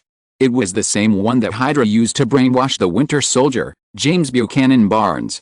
Unlike the brainwashing of Bucky, this time, not only did Golden not erase Flash's memory, but he repeatedly mentioned during the brainwashing process that he was Flash himself and that it was Hydra that saved him. He even completed some of Flash's memories that were not inherited by the clone Flash. A week later, all the steel cables on Flash were untied, and Flash himself suddenly opened his eyes. Long live Hydra! On the other side of New York, the new building of Stark Industries has been completed. Tony Stark named it Stark Tower and even transformed the top floor of the building into his private work and rest area. Of course, the reason for doing this was mainly because Pepper Potts was kidnapped by Obadiah before, and Tony flew more than 3,000 kilometers to New York. In order to prevent similar things from happening again, Tony decided to come to New York to work for 2 days a week, and then go back to California to rest for 5 days. In order to increase his control over the company. On the top floor of Stark Industrial Building. Hey, Marfa, didn't I tell you that I don't welcome men here? Especially old men. Tony pointed at Samuel standing next to Marfa and said. Arrange a laboratory for him, and his research funds will depend on you in the future. Marfa said shamelessly. Oh, fuck, do you know what you are talking about? Why should I support this old man for you? He's your biological father. Tony took 2 steps back and looked at Marfa with disgust. Marfa was actually helpless about putting Samuel here with Tony Stark. Ross had already given up this abandoned pawn, and it was obviously impossible to rely on Samuel to steal such a valuable thing as super soldier serum for him. If he still stayed in the military base, how could Samuel study the Hulk serum for Marfa? Even if we take a step back, if we really come up with some research results like before, who can guarantee that General Ross will not plunder the research results? But if we just find a place to throw Samuel there like before, Marfa is really worried. Of course, this does not mean that Marfa has no confidence in her own light of temptation, but she is worried that after learning about Samuel's previous experimental results, SHIELD will secretly take it away. Don't doubt it. Although Nick Fury is not as ambitious as Pierce, he is definitely not as kind as shown in the original plot. This can be seen from the fact that he turned his back to the Avengers in the original plot and studied energy weapons in private. Tell me, what are my benefits? You know, I am a businessman. Tony Stark picked up a glass of red wine and sat on the sofa, crossing his legs and said, "Benefits? I am your lifesaver. Don't forget, if it weren't for me, you still have a battery in your chest." Marfa pouted and said, "That won't do. I asked you about this matter at the beginning. If I remember correctly, you said there were no conditions. Jarvis, come on, play the recording at that time for this annoying kid to listen to. Then I'll take you to see the Ancient One." Marfa said with a different condition. No, that won't work either. I've already dealt with Obadiah, and I don't think there's anything in this world that I can't handle. Tony said this, but in fact, he hadn't thought about the problem that Marfa had thrown at him before. As Marfa said, Kamar Taj doesn't have the concept of a country or even a human being. They only have to protect the multiverse itself. There is no difference between a flower, a grass, a person, and a dog in their eyes. But Tony's idea is to protect more people and keep them from war. Oh, it seems that I have pitted myself. Originally, I just wanted Tony to enter Kamar Taj while maintaining a heart of steel, so as to see if he could exceed the task and get more system rewards like Toby's special mission before. Unexpectedly, Tony really got into a fight with this. Tell me, what do you want? This time Marfa was a little annoyed, and immediately said with a gloomy face, "Golden potion, the more the better, and it would be better if you can give me the formula as well." Tony Stark had been waiting for Marfa here for a long time. Ever since he tasted the powerful sun water that Marfa gave him last time, Tony had been thinking about that thing day and night. That's it? Marfa was speechless. Why didn't you say it earlier? He kept complaining about this trivial matter. I don't have the formula for sun water, but I do have some sun water. After saying that, Marfa immediately took out 5 bottles of powerful sun water from his backpack. Tony didn't say much. He immediately picked up a bottle, unscrewed the cork, and poured a mouthful into his mouth. In just a moment, the warm feeling immediately spread to Tony's whole body again, and the fatigue brought by fighting all night for several consecutive days was instantly swept away. Good stuff, better than pills. One sip, you can't stop, Tony said as he drank. But a moment later, Tony frowned. No, your taste is different from last time. It's not as good as last time. Honestly, did you cut corners? Tony said in a deep voice. Cut corners? This time it was Marfa's turn to be confused. This powerful sun water was all produced by the legendary world. How could there be any cutting corners? Soon, Marfa suddenly realized something. The last time the powerful sun water was given to Tony, it was fished out of the feces of the Woma cult master. So, not as good as last time? I didn't expect you to be this kind of Tony. Chapter 139 From Cooperation to Standpoint. As for the taste, you can adjust it yourself. Add some wine, add some chili water, it doesn't matter. The last one was a special one. Anyway, I'll give you the things, and I'll leave the person to you. You can do whatever you want. After saying that, Marfa wanted to turn around and leave, for fear of saying too much and letting the cat out of the bag. If Tony knew that the bottle he drank before was added with shit fragrance, they would not contact each other in the future, otherwise they would have to fight every time they met. Marfa was not worried that he could not beat Tony, but hadn't he heard of rich people being inhumane? Hey, wait, why are you in such a hurry? I'll take the things, but I don't plan to keep the person. Tony had already finished a whole bottle of strong sun water at this time, sucked the bottle, and said with an unsatisfied feeling. Hearing this, Marfa immediately turned his face. What a joke, is there anyone in the world besides himself who can be so shameless? Take money and don't do anything? No, listen to me. What are you doing with a knife? Damn, you're serious. Marfa Maximov. Don't use a knife on my python. After a while of fussing, Marfa didn't do anything to Tony. You'd better explain it to me. Marfa picked up a bottle of strong solar water on the table and gulped it down like a drink, looking like she was trying to cool down. I think you have heard about the situation of Stark Industries. Due to the previous delisting, the company has been seriously injured.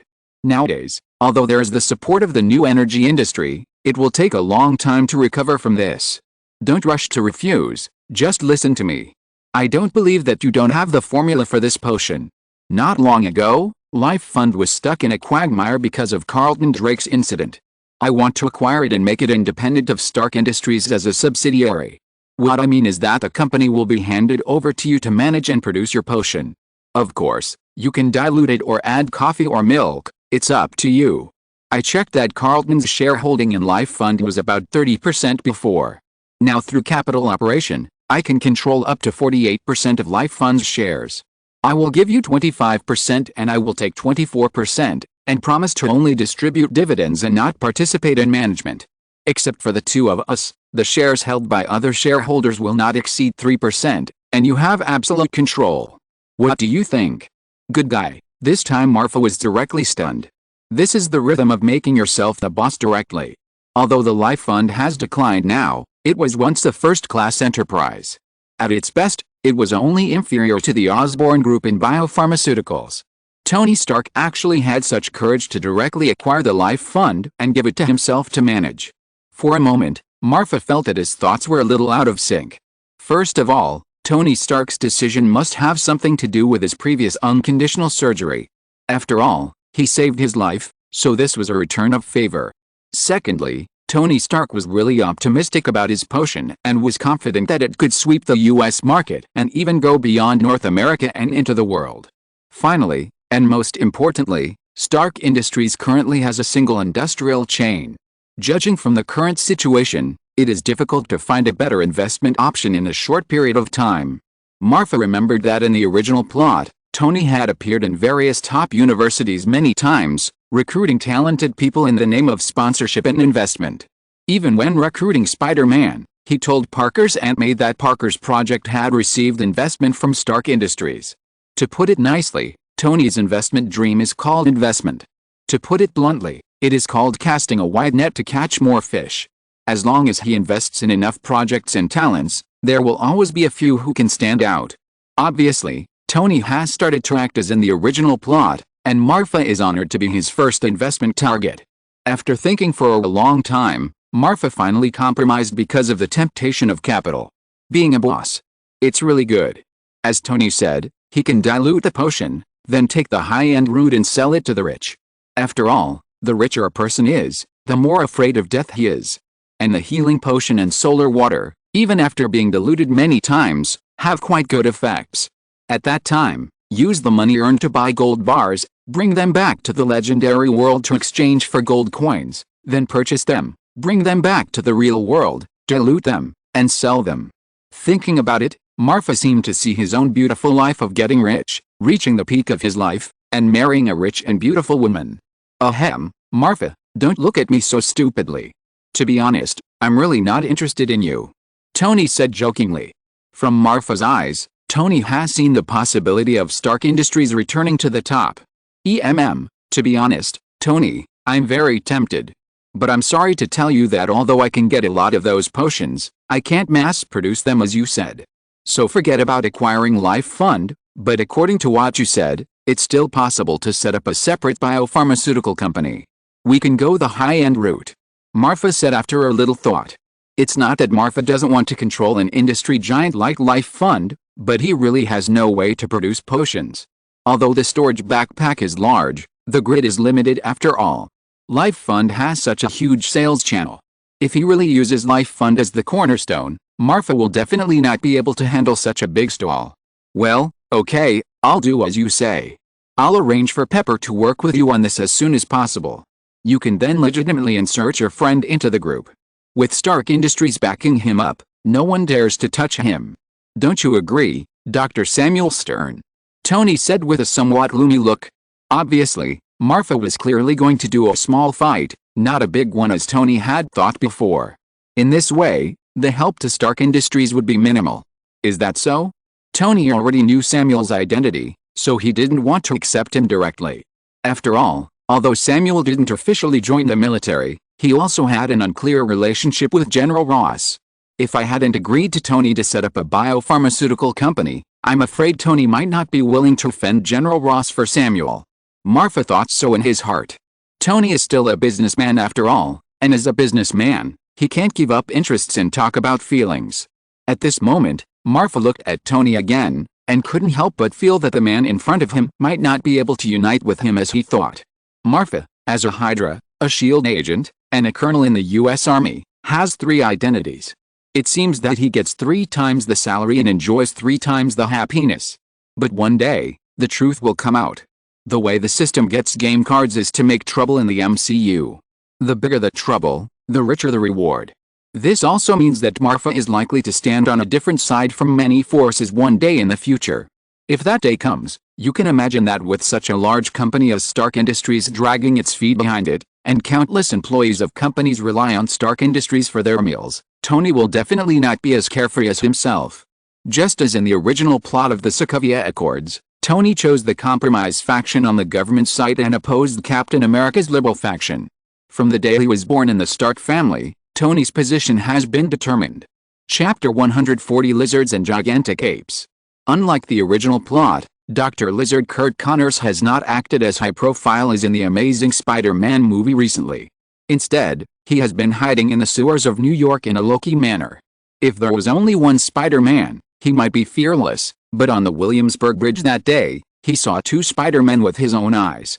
No one knows what 2 Spider-Men mean better than scientists like him who participated in cross-species genetic research. There are 2 Skynuts in New York now. How can this game be played? Damn it. Connors slammed his fist on the table with a look of anger.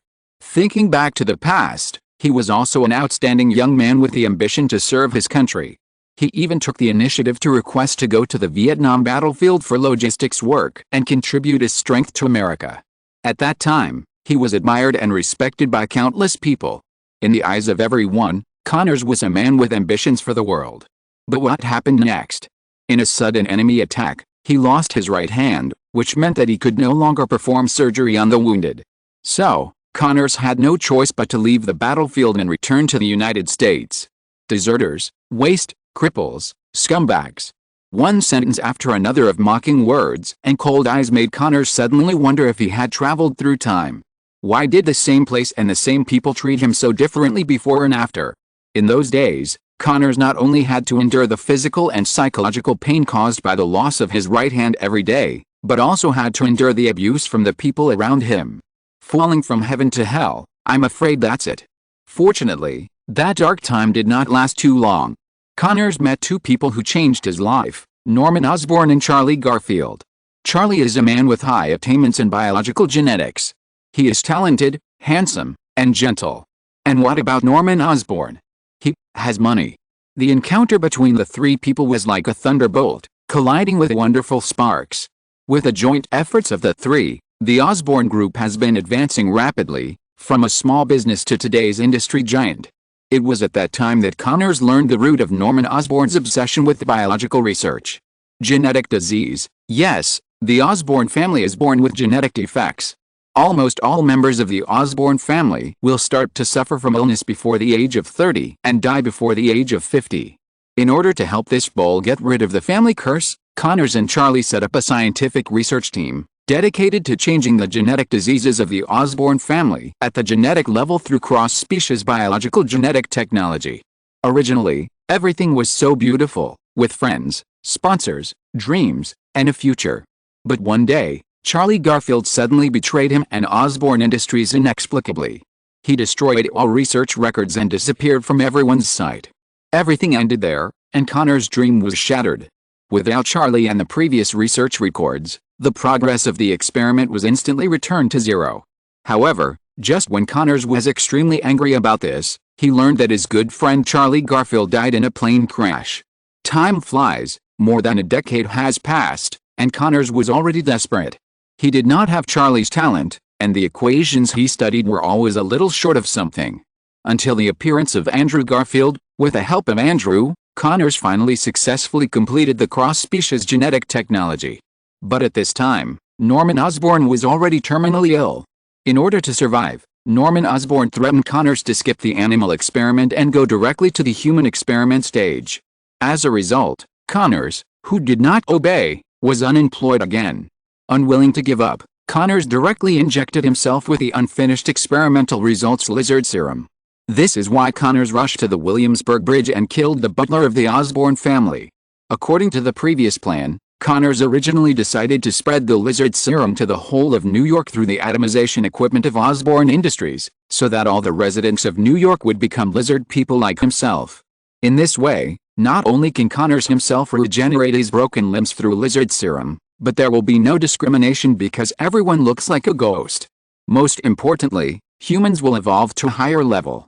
It can be said to be killing 3 birds with 1 stone. But what about now? The 2 Skynuts seem to be like 2 mountains blocking Connors' way forward.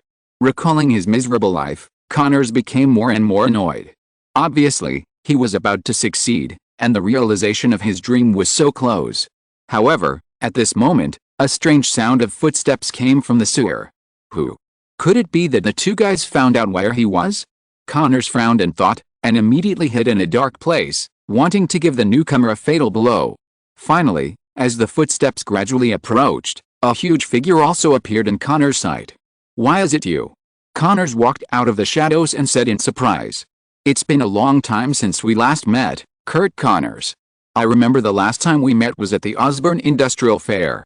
The man was not frightened by Connors' green tail and scales all over his body, and said calmly, "HMPH, what are you looking for me for? You are not my opponent now, Kingpin." Connors said fearlessly. "Looking for you? Of course it's cooperation. I saw you and Skynet fighting on the Williamsburg Bridge. To be honest, you really surprised me."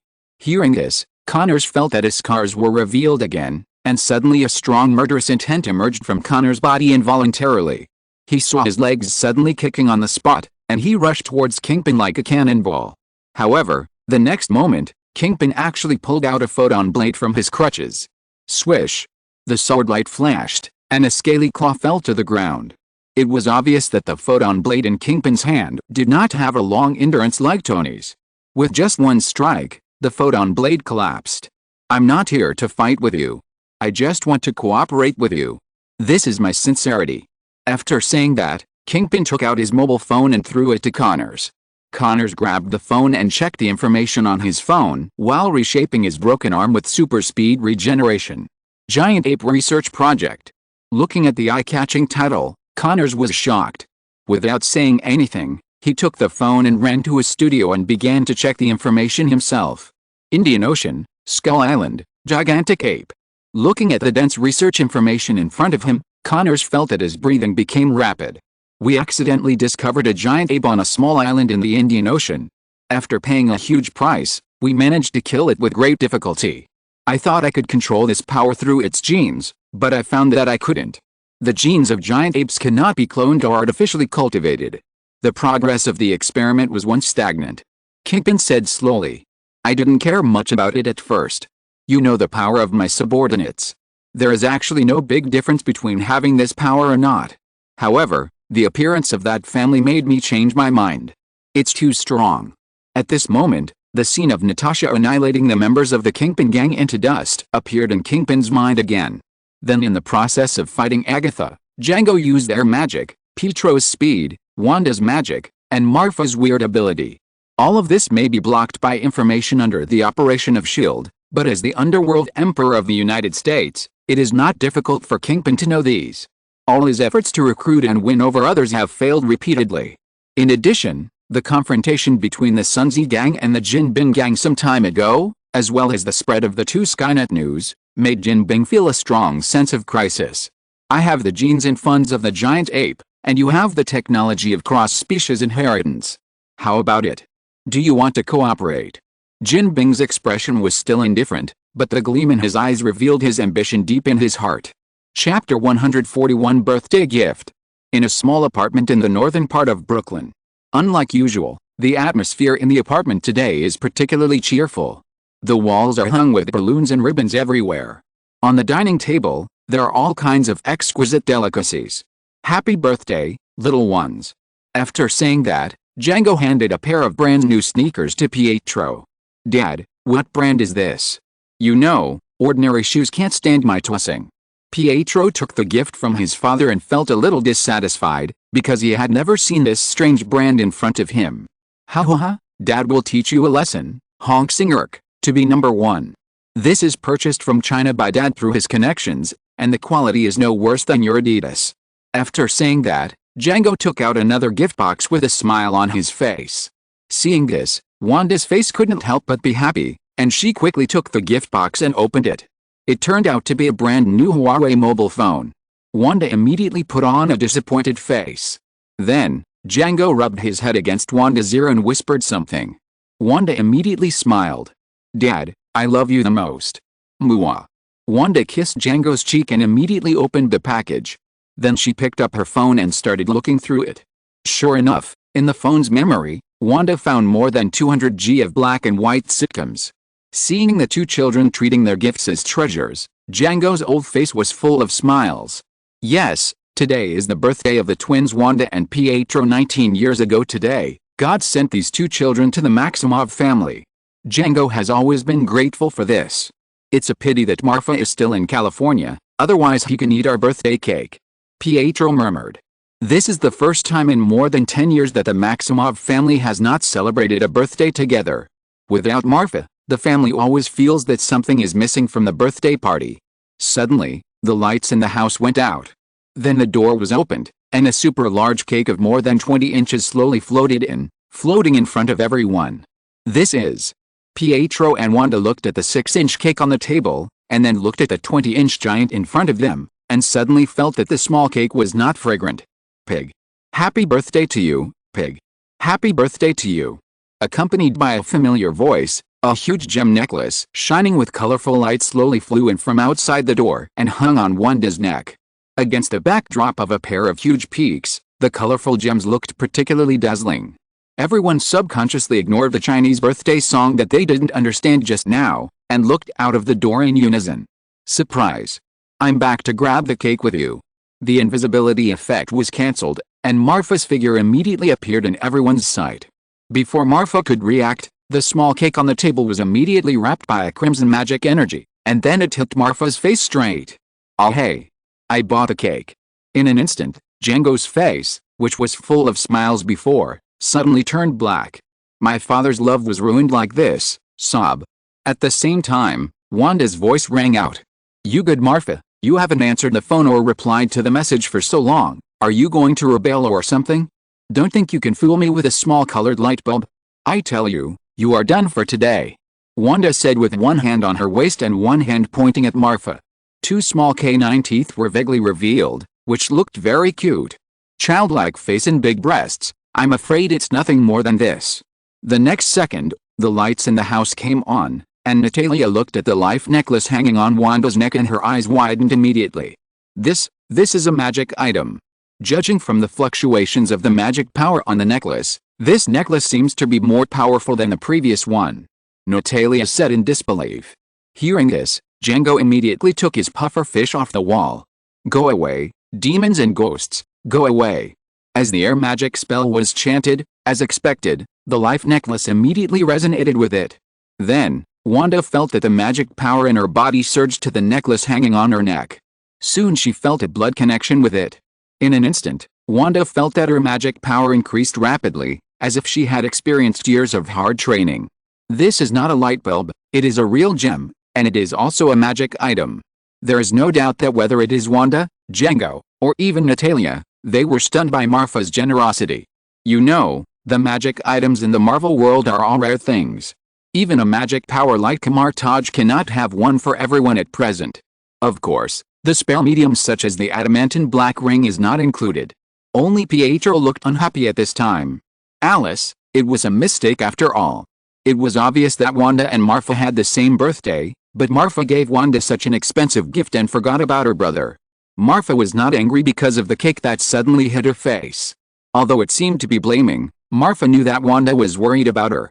After all, Iron Man and Cyborg had a big battle in California some time ago, and even the Life Fund was accused of being involved in illegal human experiments. The reason why Marfa went to California was because he received an invitation from Tony Stark, the Iron Man. It was impossible to say that he was not worried. After wiping the cream on his face, Marfa felt a warm feeling in his heart. It feels so good to have family. But soon, Marfa saw Pietro's mouth that was almost reaching his nose. Seeing this, Marfa couldn't help but laugh secretly. He didn't expect Pietro to have such a lovely side. In an instant, the image of the little temper in front of him seemed to be difficult to overlap with a majestic image that said to him, "This is not safe, run away. Here, this is for you." After saying that, Marfa threw out a glass jar filled with blue mucus. Pietro was overjoyed when he heard that he also had a gift, but when he saw the blue, disgusting mucus in the glass jar, Pietro's face instantly fell. "What do you mean by giving me a pile of shit?" Pietro was a little disgusted. But the next moment, the lid of the glass jar opened automatically. A blue head appeared in front of Pietro in an instant, head to head, almost zero distance looking at each other. Looking at the blue-faced and fanged monster in front of him, Pietro was instantly frightened and subconsciously threw the glass jar in his hand away. But it was too late. The symbiote phantom had already escaped from the restraints of the glass jar. "Boy, you'd better tell me who the shit is, or I'll eat you up." The phantom opened his huge mouth, revealing his sharp teeth, and said ferociously, "Little Blue, stop it, he is your new master, you better behave yourself," Marfa said in a deep voice. Immediately, before everyone could react, the phantom went into Pietro's body. Then, a set of tight blue battle suit appeared on Pietro's body. It was full of brilliance, as if inlaid with countless sapphires. It was not only gorgeous and handsome, but more importantly, it perfectly set off Pietro's perfect body that he had just trained recently. Cool. This brother is not in vain. Looking at the handsome battle suit on his body, and feeling the explosive power in his body. For a moment, Pietro even had the urge to run around New York 10 times. "Kid, remember, my name is Phantom. If you dare to call me shit again, I will force your body to eat shit." Phantom did not forget to warn him. At this moment, both Wanda and Pietro made up their minds. "Marfa, we will take care of your life. Just wait to be drowned in the sea of flowers." Chapter 142 Conspiracy. More than a month passed quietly, and Marfa returned to her colorful campus life. Although General Ross called Marfa many times and asked Marfa to have a physical examination for various reasons, it did not disrupt Marfa's life. With a teleportation ring, it only takes a blink of an eye to go back and forth to the army base, and Marfa did not care. Until one day in the middle of the night, General Ross called Marfa for the 32nd time. Marfa, who was awakened from her sleep, was really angry this time. "Good guy, you want a physical examination? No problem, I will cooperate with you, but you have 30 days in a month. You asked me to have a physical examination 32 times, isn't it a bit too much? In other words, you have to draw a tube of blood every day." If Marfa did not have the healing skill, ordinary people would probably be drawn to death. So, every time Marfa was called to the military base for a physical examination, he would poison all the relevant personnel, including General Ross, several times. This time, the entire base's top management, including the research team members, fell into a panic of shitting. Anyone who sneezes will instantly scare the people around him to pale face and trembling limbs, as if he were possessed by a demon. In response to Marfa's shameful behavior, General Ross immediately set up a special research team to try to crack Marfa's poisoning technique, but the result was, in order to prevent the sneezing and diarrhea spell from continuing to plague the entire military high level, General Ross compromised, and the final result was that Marfa only had a simple physical examination, blood draw, once a week. That day, the sun had just risen from the horizon when Marfa and Pietro's door was knocked. "Marfa, are you up? I'm coming in." Wanda's voice sounded outside the door. Marfa, who was in bed, suddenly opened his eyes wide, and a bean-sized drop of sweat slid down his forehead. "Oh no, today is the weekend." Marfa was shocked. He didn't know what Pietro and Wanda had done recently. The two of them actually used Marfa's high-risk industry as an excuse to let him get married and start a family as soon as possible, give full play to the role of a stud, and have children for the Maximov family. P.S. Lobster checked, The legal age of marriage in each state of the United States is different. The minimum is 14 for men and 12 for women. In recent weeks, every weekend morning, Wanda would knock on the door on time, and then, with the cooperation of Pietro, escort Marfa to the execution ground. Blind date. She has seen many tall, short, fat, thin, black, white, yellow, and brown. In short, now, every Saturday, Marfa will be nervous. Thinking of this, Marfa immediately climbed out of the bed quietly, and directly hid in the corner with an invisible spell. Click. The sound of the key opening the door sounded, and it was obvious that this was the masterpiece of Pietro, who had just returned from morning exercise. Huh? Looking at the empty bed, Wanda couldn't help but frown. Immediately, she looked at Pietro beside her with a bad face. You'd better explain to me where the person went, otherwise. Humph. Phantom, help me smell where Marfa is. Pietro said to the phantom in his body. However, he forgot that the phantom was given to him by Marfa, so how could he betray Marfa? Seeing that the phantom did not answer, Pietro immediately walked to the bed and touched the quilt that was still warm. Don't worry, the phantom didn't say anything, and the bed is still warm. I locked the window last night, so Marfa must still be in the room. After saying that, Pietro immediately turned into a stream of azure light, ran directly to the door, and locked it. Then he immediately looked at Wanda beside him with a malicious look. The two looked at each other and immediately showed an expression, I understand. Then the scarlet magic energy began to overflow from Wanda's body. In an instant, countless magic light spots began to bounce around the house like ping-pong balls. Is this okay? Looking at the showmanship of his brother and sister, Marfa was shocked. Marfa and Pietro's room was very small. Being able to run to the door accurately in such a space and close the door with the most appropriate force was enough to show that Pietro was able to control his power accurately. And Wanda's strange detection magic was enough to show that her attainments in magic were becoming more and more profound. Seeing that the magic ball was about to hide her, Marfa raised her lips slightly, and she had already made up her mind. Ziobe. With the use of the skeleton summoning spell, with the help of Zioin, Ziobe immediately turned into the image of Marfa and appeared in the side of Wanda and Pietro. Okay. Marfa, you are looking for death. Seeing Marfa appear, Wanda immediately walked over, twisted Marfa's ears, and dragged him to the bathroom.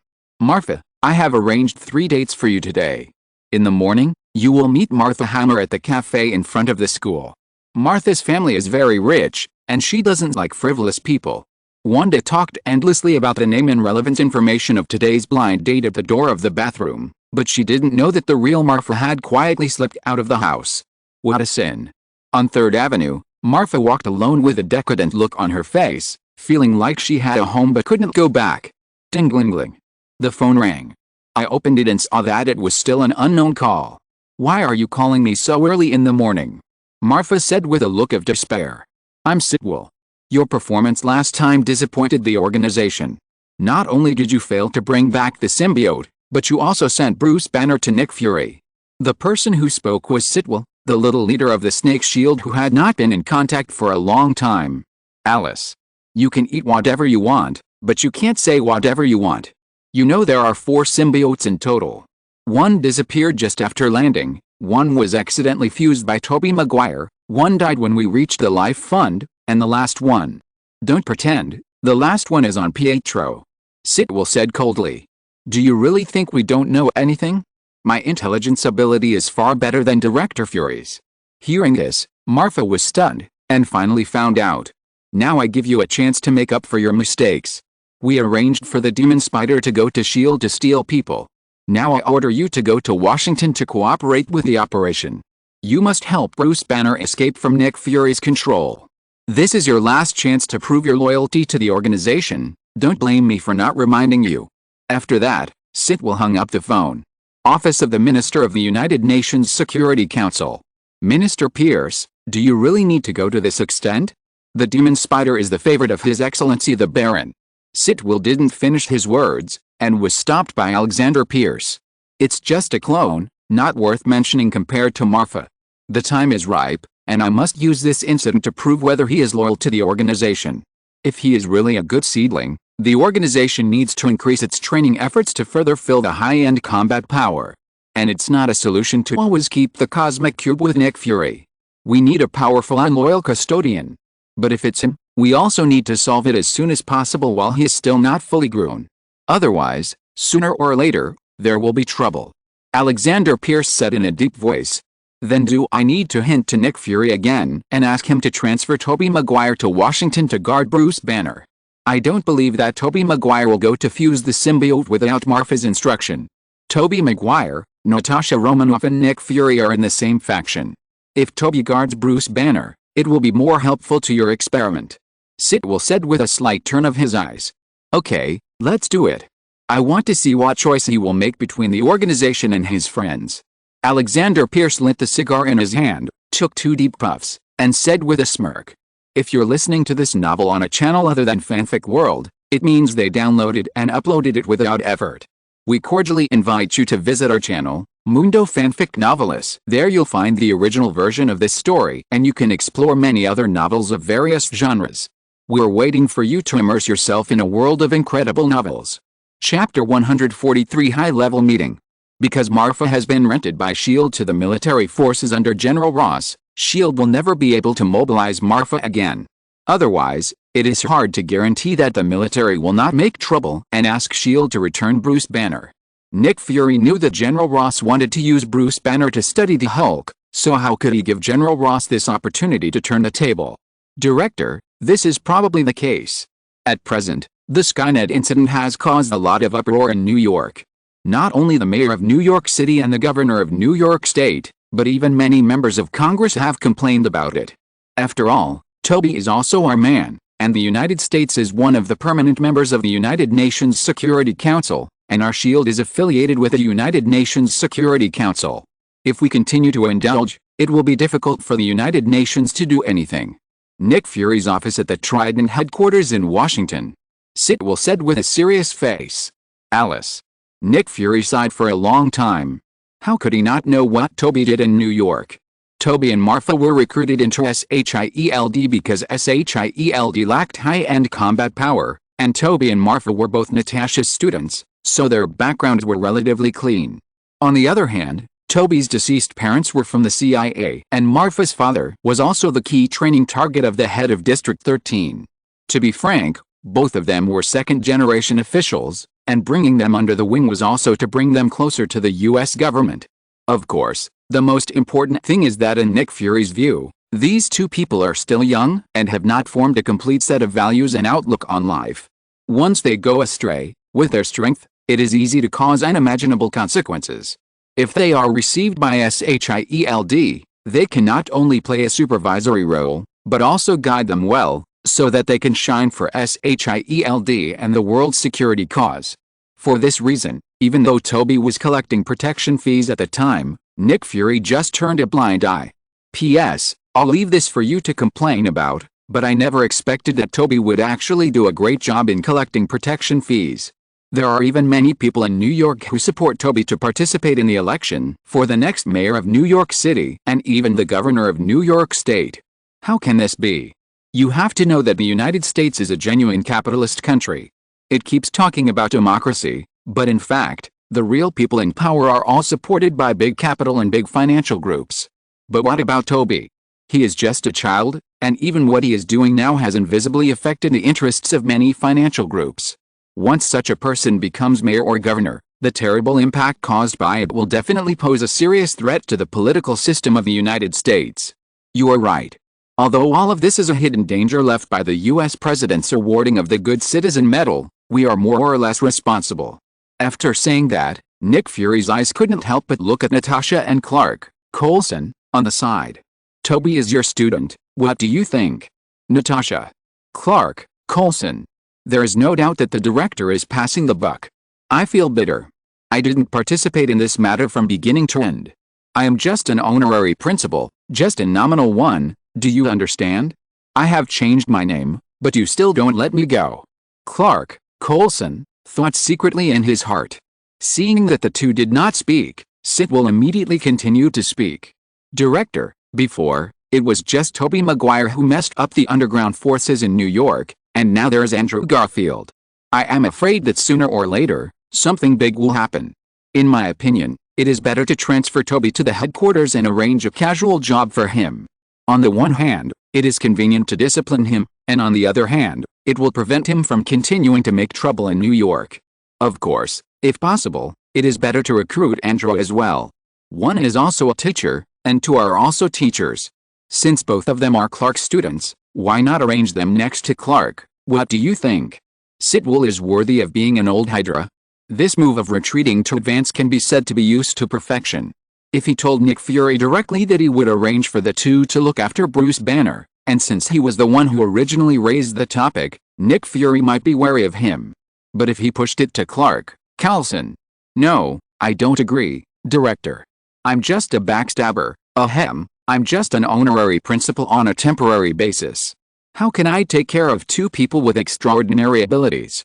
In my opinion, it's better to give this matter to Natasha or Barton. They have more experience and are more powerful than me. They are more suitable for this task than me. Clark, Coulson, obviously didn't want to take the blame all the time, and he immediately refused. No, Natasha and Barton are currently on a mission, and they are too murderous. They are not suitable to guide these two children. Nick Fury rejected it outright. Then hand them over to Brock Rumlow. He is just secretly watching over Bruce Banner now, so he is very free. Moreover, he used to be a mercenary and can guide the two children in a semi-militarized way. This is undoubtedly the best choice for them to become excellent agents in the future. Clark, Coulson, suggested. Although Clark, Coulson, and Crossbones, Brock Rumlow usually have very different personalities, there is no better choice now. It can't be handed over to Hill. Hill is Nick Fury's personal secretary and confidant. God knows the two of them, cough cough. In short, Maria Hill must not be touched. Sure enough, took the bait. Sitwell secretly breathed a sigh of relief, and then secretly rejoiced. This time it can be said to be a risky move. Sitwell is most worried that Clark, Coulson, will recommend Maria Hill. As a level 9 agent, and Nick Fury's confidant and personal secretary, Maria Hill is undoubtedly the best candidate. Only in this way can Nick Fury more easily instill his will into Toby and Andrew. Once Clark, Coulson, really said that, it's hard to guarantee that Nick Fury would not be tempted. Hill needs to help me deal with the pressure from the United States recently. I think it's better to forget it. Since Clark recommends Brock, what do you think? Nick Fury said coldly, but his one eye was staring at everyone's facial expressions, trying to see some clues. I object. I don't want to be a nanny. Brock Rumlow said coldly. No, Brock Rumlow is more murderous than Natasha and Barton. He will. Before Sitwell finished speaking, Nick Fury slammed the table. It's decided. Brock, you are responsible for teaching Toby. As for Andrew, if he is willing to join SHIELD, you should also take care of him. After all, they are both people with extraordinary abilities. If Bruce Banner goes berserk, they can also help you a little. Outside Washington, Flash sat in a high-end Western restaurant, looking at the rare steak in front of him without emotion. Boss, are we really going to eat this? Flash said with a bit of despair. Although most of the memories of his predecessor have been restored, and even the idea of loyalty to Hydra has been implanted by Hydra. But what Dr. Golden and Baron Starek don't know is that the current clone Flash is not just Flash, there is another existence in his body that they don't know. Under the strong influence of Venom, Flash's memory of his predecessor did not produce the kind of personal experience, but it was like watching a long movie. Therefore, there is no big change in his personality. Of course, eat quickly. You promised me that you would take me to eat all kinds of delicacies and see all the scenery on the earth. Come on, I can't wait to try this piece of top-grade wagyu you said. Venom's voice echoed in Flash's mind. What is the concept of a rare steak? This is no different from biting directly on the cow's butt. Looking at the bloody raw steak in front of him, Flash couldn't help but frown. It was as if the scene of him eating a living person before he lost his memory appeared in his mind again. But when he thought about how Venom almost died to save him, Flash finally held back the churning feeling in his stomach. Eat it, it's not the first time anyway. Chapter 144, Reunion. After walking out of the steakhouse, Flash felt sick. Just thinking about the mouthful of grease and blood. Boy, run. Suddenly, Venom's voice sounded in Flash's mind. Out of trust in Venom, Flash immediately resisted the churning in his stomach and ran quickly in the direction pointed by Venom. Boss, what's going on? Flash asked in his mind with a puzzled look. My boss is here. Run faster, It will be troublesome if you get caught," Venom said in a deep voice. But as soon as he finished speaking, a silver figure blocked Flash's way forward. "I told you." "What demon spider, it's you," the silver figure said coldly. Feeling the cold breath on the other party, Flash instantly entered the fighting state. 8 spider legs that seemed to be made of steel popped out from its back in an instant, and they were faintly shining with metallic luster under the sunlight. The venom immediately spread to Flash's body. At first glance, it looked like he was wearing a tight combat suit. "You look great. Let me test your strength," the silver figure said calmly, but the next second his hands suddenly extended more than 10 meters, like 2 silver blades, cutting towards Flash's waist. Swoosh! A black mucus thread suddenly shot out from Flash's back and stuck to the high wall not far away. Then, it was pulled hard and dragged Flash far away. Crack! With a slight sound, a metal street lamp post where Flash had been standing before was cut into 2 pieces. "You're still running as fast as before." The silver figure twisted his neck slightly, staring at Flash with his eyes, and then he exerted force with his legs, turning into a silver after image and rushing towards Flash. "Boy, don't be careless. The opponent is very strong." The voice of Venom sounded again in Flash's mind. At this time, Flash had also recovered from the previous sudden attack. Pieces of armored sharp knives spread out from its 8 spider legs. In just a moment, the 8 spider legs were covered with sharp barbs. Swish! The spider legs danced wildly in front of Flash, like a meat grinder, covering the direction of the silver figure. However, the next second, the silver figure's body was covered with a layer of light purple halo, and then it stopped in a way that completely violated the laws of physics and floated in the air. "Don't fight, run." His host is also a superpower. Seeing this, the venom in Flash's body changed color in horror. Originally, he was much weaker than the one in front of him, but after all, Flash was not an ordinary person. Through parasitizing Flash, the strength of the venom itself was greatly improved. Symbiotes are like this. While parasitizing and amplifying the host, they will also be affected by the host's genes, and thus have a chance to obtain some of the host's abilities. Therefore, even if he faces the man again, Venom now feels that he has the strength to fight. But if the host of the opponent is also a superpower, this is another matter. Run again. In an instant, the scene in which Venom almost lost his life in order to create time for himself to escape seemed to appear again in front of Flash. For Flash now, the whole world, apart from Hydra, is the boss in his body. Flash will never allow the scene to happen again. "No, I am no longer the powerless man in the past. This time I want to protect you, the boss." After saying that, Flash's eyes immediately became sharper. I saw that his 8 spider legs were raised in front of him, and the tips of the spider legs were aimed at the silver figure. Go to hell. 8 legs piercing bullets. 2-2-2. 2-2-2. As Flash's voice sounded, countless white mucus shot out from the tips of his spider legs at a high speed. The white mucus solidified instantly when it hit the air, becoming as hard as bullets, and flew towards the enemy in front of them. However, when the mucus bullets were about to hit the silver figure, they hovered in front of him like a drop in the ocean. This is a good move, and its power is comparable to that of an MG-36 light machine gun. The silver figure on the opposite side still looked indifferent, looking at Flash with disdain as if he were looking at an ant. "It's not over yet. Tang Song Dance." As soon as the voice fell, the 8 spider legs suddenly tightened, and they were tightly attached to Flash like a sharp blade, and the sharp spider legs stabbed outward at various angles. The next moment, Flash's figure suddenly rushed towards the silver figure.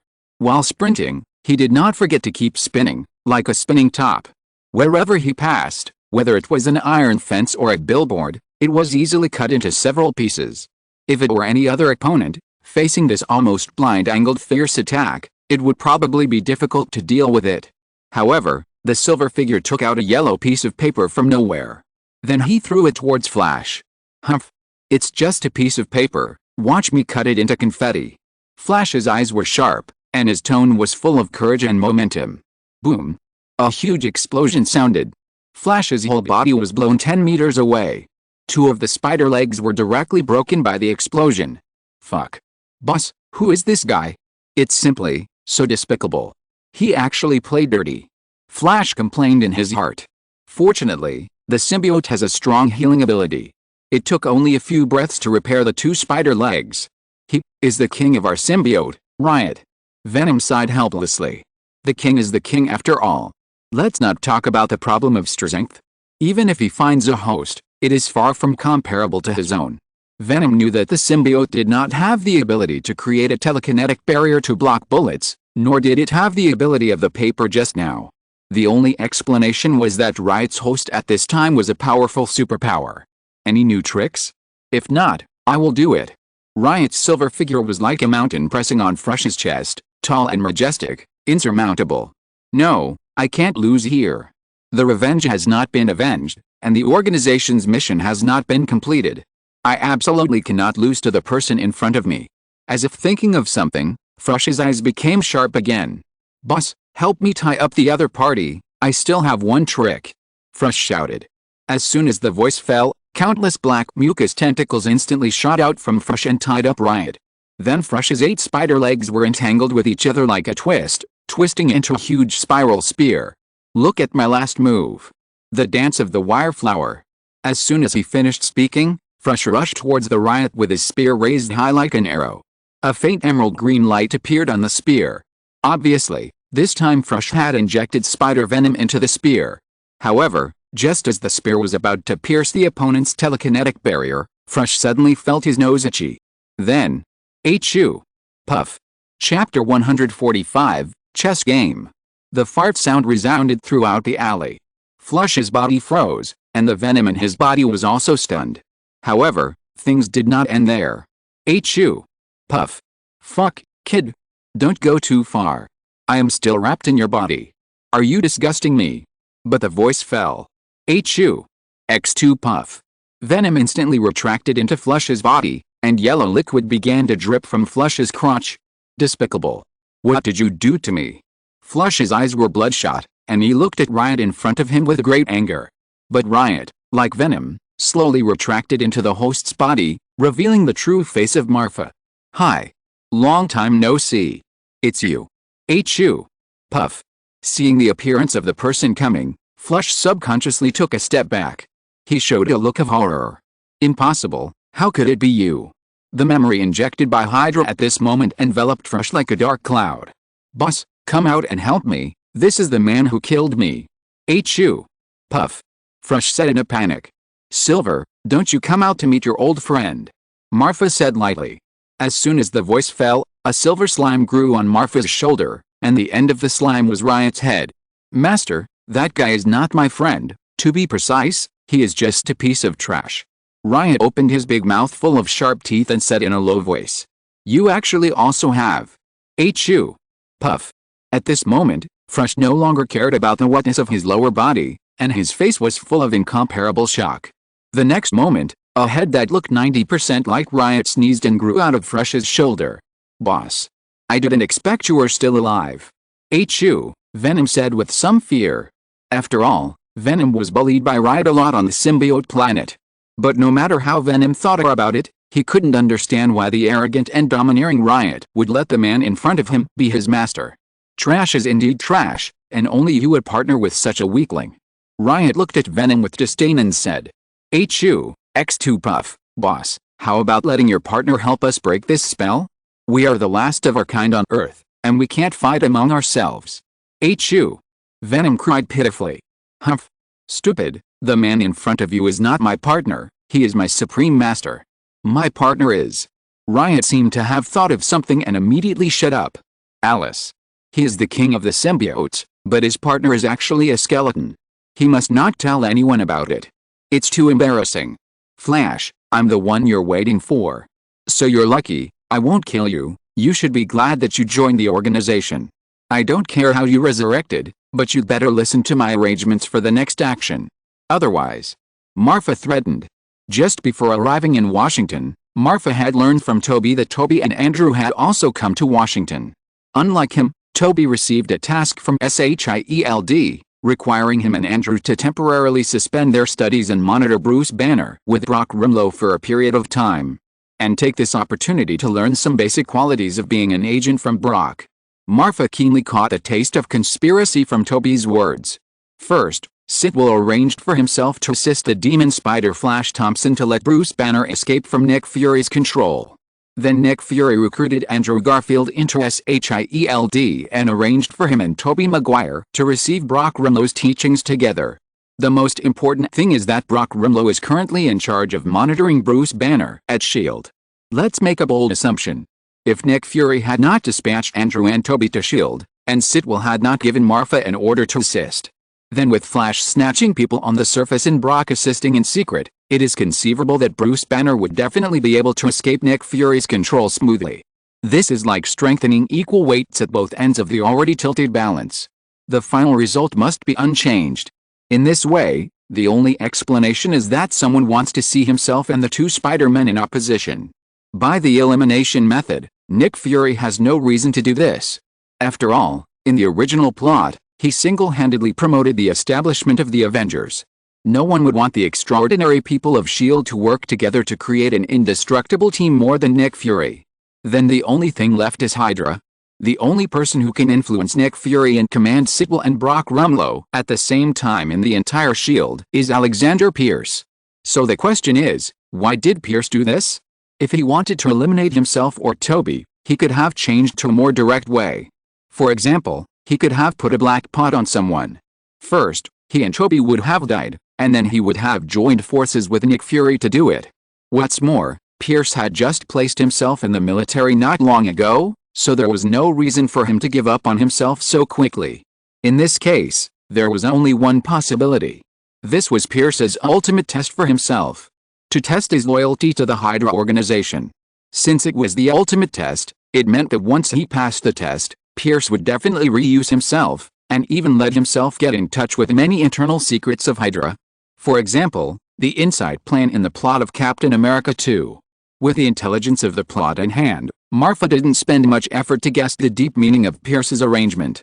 In order to deal with Pierce's design, Marfa must make arrangements in advance in order to gain the greatest benefits in this game between S.H.I.E.L.D. and Hydra. And Flush is Marfa's most important chess piece. Marfa did not forget that Sitwell's order to him was to assist Flush in completing the task of releasing Bruce Banner. The so-called assistance does not mean that Marfa must go into battle in person and fight with Tobey or Andrew to death. In contrast, Marfa is more willing to be a behind-the-scenes manipulator to promote the progress of things. If possible, it is best to do it in a way that satisfies Pierce and not show up throughout the process. It is for this reason that Marfa must first contact Flush and use his powerful strength to intimidate Flush so that he will be completely convinced of it. In a temporary street base somewhere in Hydra, Marfa explained to Flush. "Do you know what to do?" Marfa said in a deep voice without raising the corner of his mouth. "I understand, but why are you helping me? Tobey is your friend. Today's Flash is not the same as before. In the end, he is just a one-year-old child with a simple mind, strength and a memory full of hatred. When looking at things, Flash only has good or bad impressions, and there is no third one." Therefore, he was puzzled by Marfa's wholehearted support for him. Of course it's for the organization. Cut off one head and two will grow. Long live Hydra, Marfa said with a look of a religious fanatic. At the same time, he did not forget to activate the skill, Big Liar. The reason why I showed some of my strength was just to show my strength in front of S.H.I.E.L.D., so that I could successfully infiltrate S.H.I.E.L.D. according to the organization's requirements. In fact, your appearance was just an accident. Of course, with your help, I successfully gained Nick Fury's trust. From this point of view, you have indeed made great contributions. It is for this reason that the organization cherishes talents and tries every means to help you revive and restore your strength. Now, since the organization needs me to help you, I will naturally spare no effort. Marfa said in a serious manner, as if he was really wholeheartedly for Hydra. I see. Hearing this, Flash suddenly understood. You are worthy of it. It is my honor to sacrifice for the organization. It's just... Flash hesitated. Everything for the organization, everything for the organization. Marfa patted Flash's shoulder firmly and said, "Well, long live Hydra." Flash's eyes flickered, and at this moment, Marfa's figure and his heart couldn't help but become taller. Unlike him, Venom, who was also affected by the great deception in Flash's body, was not as fanatical as Flash. I can't tell what's wrong, but I always feel that there is something wrong with the Master. No, I have to find a chance to remind this stupid boy. Venom thought secretly in his heart. But then, Marfa's hand on Flash's shoulder made a violent sound. "Venom, You'd better behave yourself. If you mess around and affect the master's plan, I will kill you. Chapter 146. So that's it. Alexandria is a very prosperous town under Washington, D.C. The reason why this town was named this way is that the Americans like to copycat place names. There is a huge water system that goes straight into the Atlantic Ocean to the east. The environment is beautiful and the climate is suitable. In addition, it is affected by the overall economy of Washington, which is quite prosperous. However, in the town of Alexandria, where housing prices are high, there is a very special villa. The villa is 3 kilometers in radius and is all grassland. It was originally used by a real estate developer to build a golf course. But now, the golf course has been built, but it has not been put into commercial use. In the villa, at this time, a man in a casual shirt was lying on the sofa reading a book. In front of him, a pile of thick books had already been circled and dotted with countless marks. Dr. Banner, are you still not giving up? Clark Coulson said helplessly. Since you can't solve my problem, I can only rely on myself. I don't believe that with my 7 doctoral degrees, I can't solve my own physical problems. Bruce Banner said irritably. I'm really sorry. Actually, we didn't mean to make things difficult for you. It's just that you know your situation well. Once there is a problem, it will definitely cause a devastating disaster. Clark Coulson said apologetically. But I haven't had any problems for more than 100 days.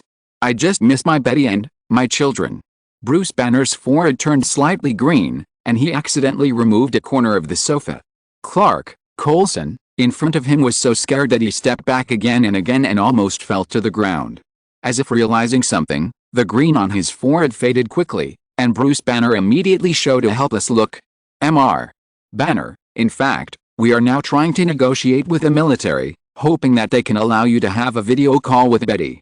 You know, General Ross is an old stubborn man, and he is very dissatisfied with you as a son-in-law. As soon as Clark finished speaking, Bruce Banner's body trembled slightly. That's good, at least Betty and the child won't be in danger. I hope you won't make me wait too long.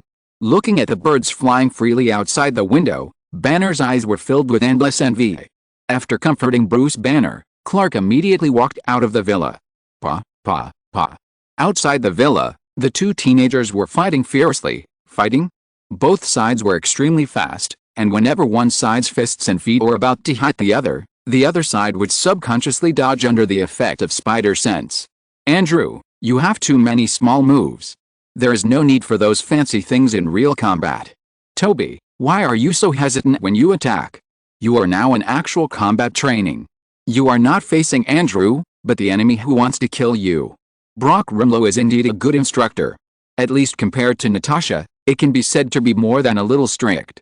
In addition, he had been a mercenary for a long time before, and his fighting style was usually fast, accurate, ruthless, and deadly, which was completely different from Natasha's fighting style of winning by cleverness. Get out of here when the people are sent. You are disturbing our training. Brock glanced at Clark beside him and said with some dissatisfaction. In SYNOPSIS, there were originally 3 factions on the surface. One of them was the Hawk faction headed by Brock Rumlow, who always advocated solving everything by force. The other was the Dove faction headed by Sitwell and Clark Coulson, who advocated solving problems through negotiations as much as possible. The last one was the neutral faction such as Natasha, Barton and Hill, who completely listened to Nick Fury's arrangements and had no obvious factional advocacy. Therefore, the discord between Brock Rumlow and Clark Coulson had long been known to everyone in SYLD. For this reason, when Nick Fury saw Clark Coulson recommending Brock, he completely dispelled his concerns. Among them, Sitwell must be mentioned.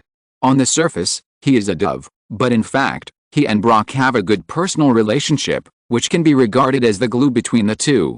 P.S. Pierce, Black Salted Egg, good guys and bad guys are all my people, just ask you if you accept it. The reason why Nick Fury uses Sitwell, in addition to his own ability, the most important thing is that he can well ease the relationship between the Hawks and Doves. Ahem, Brock, we are all colleagues. I just arrived not long ago and my butt hasn't sat down yet. Get lost. Before Clark Coulson finished speaking, Brock shouted. Clark Coulson. A rooftop of a high-rise building 3 kilometers away. Flash crawled on the eaves, monitoring every plant and tree around the villa through a telescope. "Boss, this time it depends on you," Flash whispered. "This is a small matter, it's easy for me to handle it. But, oh, forget it. Boy, be careful, ahem, if you die, no one will take me to eat Wagyu beef." After saying that, a black mucus immediately shot out from Flash's body, and caught a bald eagle flying in the sky. Then, Venom's black body poured into the bald eagle's mouth like a tide. "Don't act without authorization before receiving my notice, understand? I don't like disobedient little brothers," Venom instructed. After saying that, without waiting for Flash to reply, he flapped his wings and flew towards the direction of the villa. At this time, in front of the villa, Andrew and Toby had both fallen to the ground tiredly. Brock's harsh training method was really unbearable for them. Although both of them could feel that they were making rapid progress, but too tired. "Toby, you said that if we leave, nothing will happen to the Grandson gang in New York, right?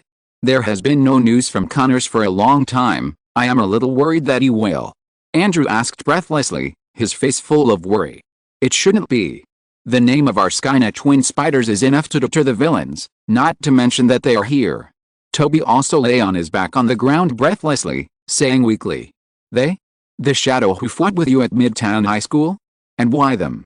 Is there anyone else besides Shadow? Now that I have joined S.H.I.E.L.D., you can always tell me." Andrew sat up and said curiously, "Yes, Shadow is a non-staff employee of S.H.I.E.L.D. like us. I talked to him before coming here. He was borrowed by the military some time ago and is currently serving in the military. But, Alice, I envy him for having 2 salaries, but going to school and flirting with girls all day long," Toby said with some sighs. "Going to school? Could it be that he is also from Central City High School?" "Yes, you know him, Marfa Maximov. The ones I mentioned before are Wanda Maximov and Pietro Maximov. They are 3 brothers and sisters, none of them is easy to deal with.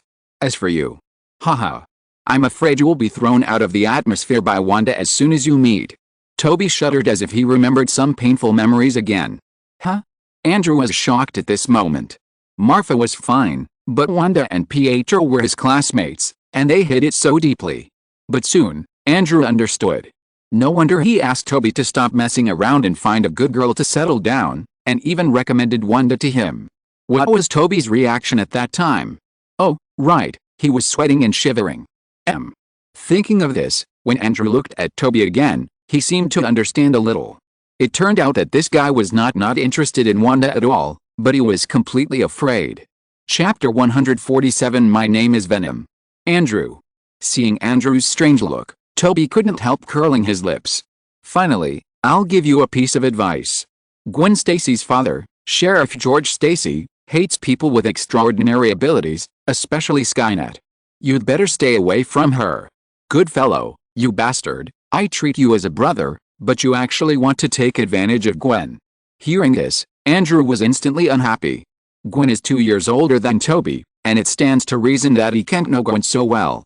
But now? She even knows who her father is and what he hates. Andrew doesn't believe that Gwen has no idea about her. If it were someone else, it would be fine. Gwen worships heroes, especially Skynet and Shadow who saved Midtown High School. Andrew knows this very well. Because of this, Andrew and Gwen had a misunderstanding some time ago. Don't think about it. I'm not interested in Gwen. It's just that someone got frustrated because of this. As your brother, I just want to advise you not to go astray. What's more? Toby didn't say anything more. The scene of Marfa being driven away by George with disgust emerged in his mind. At that time, Toby was actually on the top of the building next to him. He originally just wanted to send a few burglars to the police station, but he never expected to witness Marfa being despised by her father-in-law. Now Toby is also a veteran in the love field. How could he not see the shyness and throbbing unique to girl in love in Gwen's expression at that time? Therefore, Gwen has long been placed in the position of sister-in-law in his heart. Someone? Ha, Toby, you can underestimate me too much? We are not China. We don't care about the orders of parents and the words of matchmakers. As long as you don't interfere, no matter what George Stacy is like, I will. Andrew was stunned halfway through his words. Because he thought of a possibility. If Toby was not targeting Gwen, why was he so opposed to pursuing Gwen? Then there were only 2 possibilities. Either Toby felt that he was not worthy of Gwen, Or in Toby's heart, Gwen was already taken. Then think of the heroes that Gwen admired, Skynet and Shadow. And Shadow is Marfa Maximoff, and Marfa is Toby's friend. Wow. Everything seems to be connected. So his real opponent is Marfa Maximoff? Galila. In an instant, Andrew felt a strong sense of frustration. It turned out that the clown was actually himself. Although Gwen didn't know that Shadow was Marfa, Gwen admired Shadow and Skynet from the bottom of her heart. I originally thought that even if I was not Skynet, as long as I became the real Skynet, I would win Gwen's heart sooner or later. It turned out that everything was just a joke, purely my own wishful thinking. Toby, have you rested well? Let's fight again. Andrew stood up and said. You. Looking at Andrew's unwilling expression, Toby didn't say anything in the end. Pa pa pa pa. Pa pa pa pa. The sound of hitting rang out again. The abilities of the two were too similar. When Toby deliberately limited his strength to a level similar to Andrew's, it would be difficult to tell the winner in a short time. Swoosh. Swoosh. Andrew first shot out a spider silk, which stuck to Toby's waist. Then he swung his hands violently, and Toby was immediately thrown into the air by Andrew without any warning. Andrew seized the opportunity, exerted force with his legs, and immediately attacked Toby with a Lushan Shinglongba. Bang! Just as Andrew expected, his fist successfully hit Toby's abdomen. Then Andrew immediately grabbed the previous spider silk again, and smashed Toby to the ground like a tamping hammer. Boom! Fortunately, Toby also reacted at this time. With the help of the sandstorm, Toby easily adjusted his position in the air, and then his legs suddenly landed on the ground. The powerful shock wave made his legs deeply immersed in the soil, and a large area of the surrounding grass was overturned. What are you crazy about? We are just practicing fighting. Why are you using spider silk? Toby frowned and said angrily. Use your full strength, so that I can see how much gap there is between us.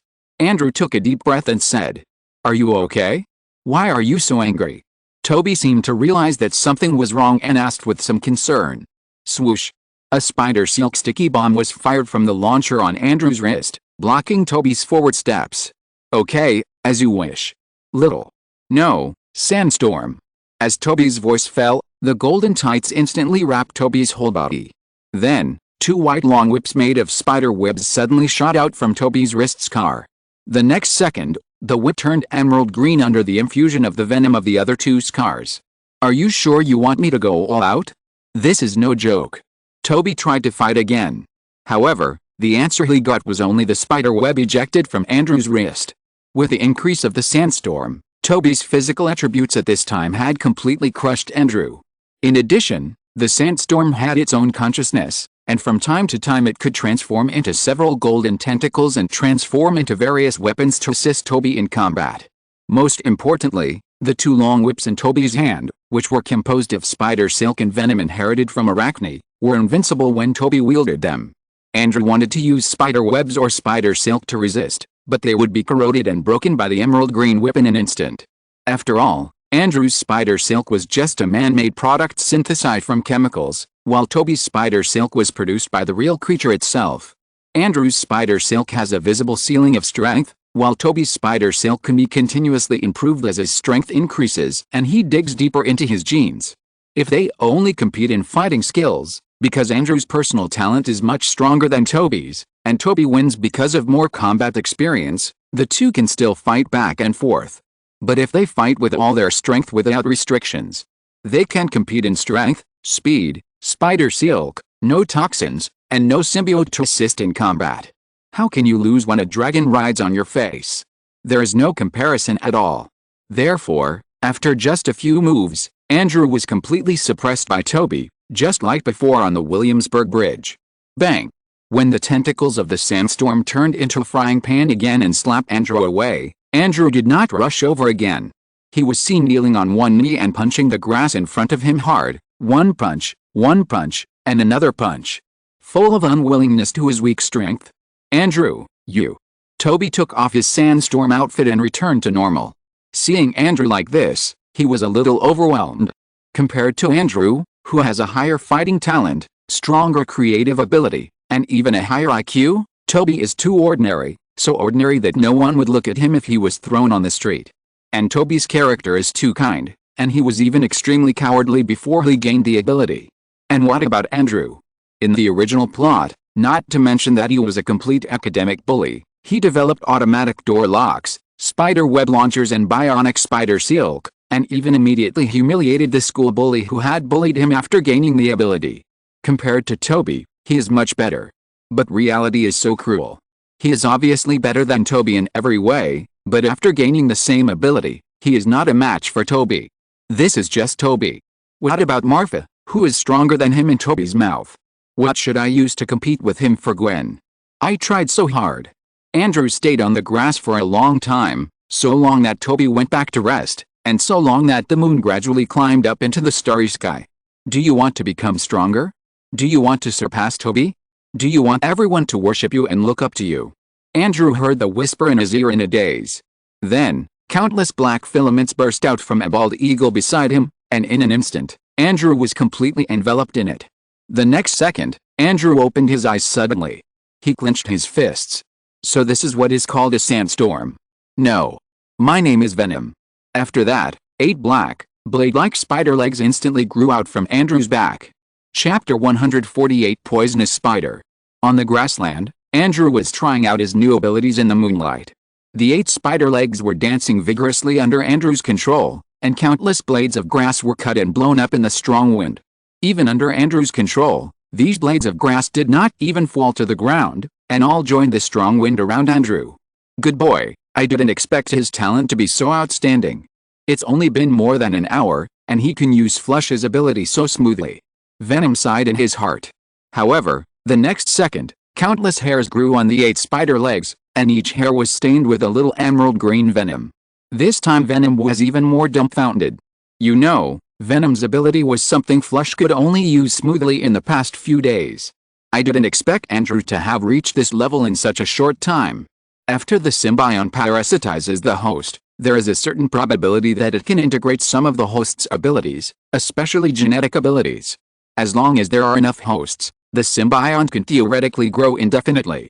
Having followed Flash for so long, Venom has already acquired the 2 abilities of spider legs and venom from Flash's genes.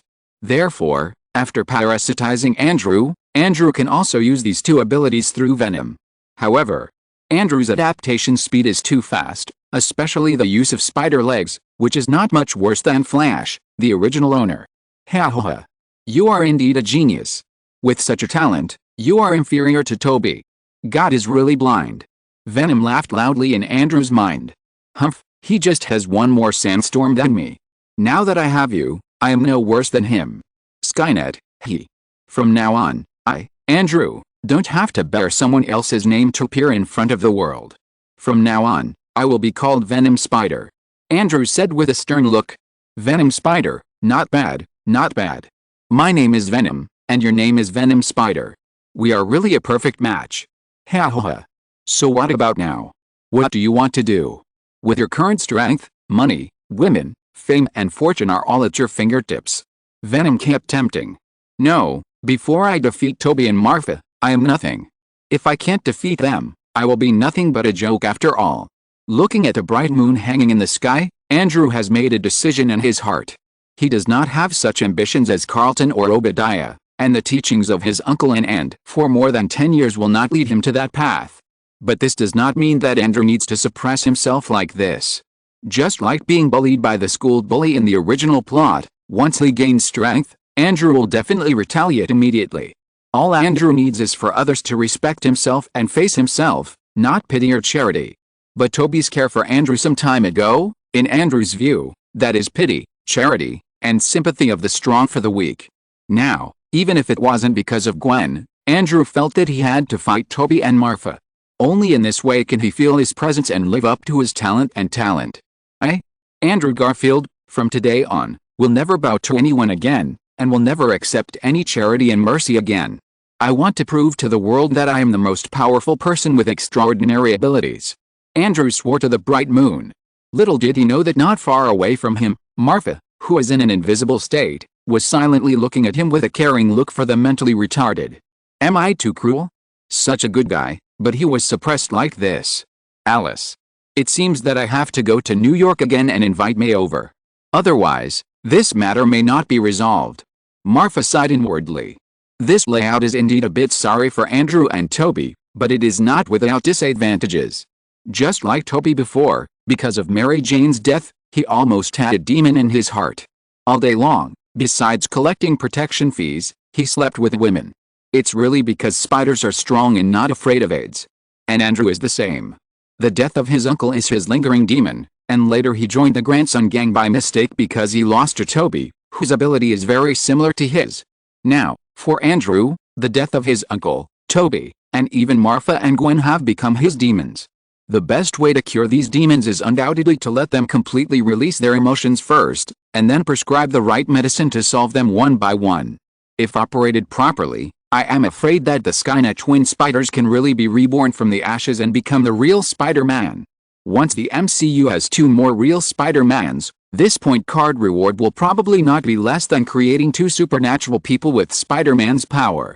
Due to the previous wave of life-threatening liver, Marfa's current game point cards are not much left. Now Marfa has only 3 channels to improve his strength. 1. Deflect the MCU plot in large quantities and obtain game points for upgrading. 2. Strengthen your body through genetic fluid. 3. Obtain various MCU treasures, or props with magical functions, to enhance skills. And this time, helping Bruce Banner escape from the control of S.H.I.E.L.D. is undoubtedly a good opportunity. If you can take this opportunity to take Banner into your own hands, or even let Banner willingly accept the parasitism of Riot, with Banner and Riot, and even Marfa's own triple mental power, it may not be impossible to completely defeat or even mentally imprint the Hulk in his body. At that time, whether the Hulk will transform, when to transform, and what to do after the transformation will be completely controlled by Marfa, and Riot may also be able to take this opportunity to integrate some of the Hulk's abilities. In the end, by strengthening Riot, Marfa's strength will be indirectly improved. It can be said to kill 2 birds with 1 stone. In fact, the possibility of the symbiote parasitizing the Hulk has appeared in Marvel Animation and Comics as early as in Marvel Animation and Comics. The product of the fusion of the 2 even once beat the entire Avengers. You can imagine how strong it is. In the villa, Brock Rumlow's room is next to Bruce Banner. Brock has a mysterious confidence in his sensitivity. When he was a mercenary, he lived a life of blood and knife all day long. Whenever there was a slight disturbance, Brock would be on guard at the first time. It is precisely because of this that Brock Rumlow survived countless battles. Now, he is only separated from Bruce Banner by a wall, not to mention that Banner is a doctor who has not undergone any professional training. If he wants to do something under Brock's surveillance, he will definitely not escape Brock's perception. Even if he falls asleep, it won't work.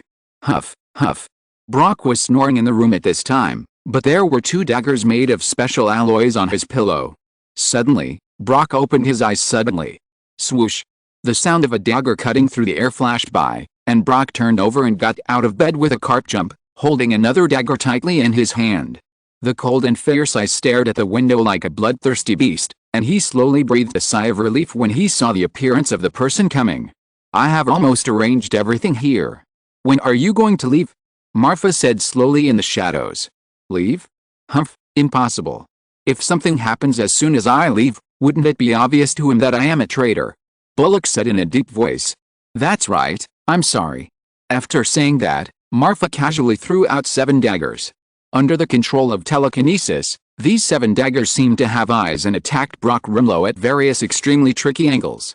At this moment, Bullock felt a real killing intent. What's the situation? Isn't it just a play?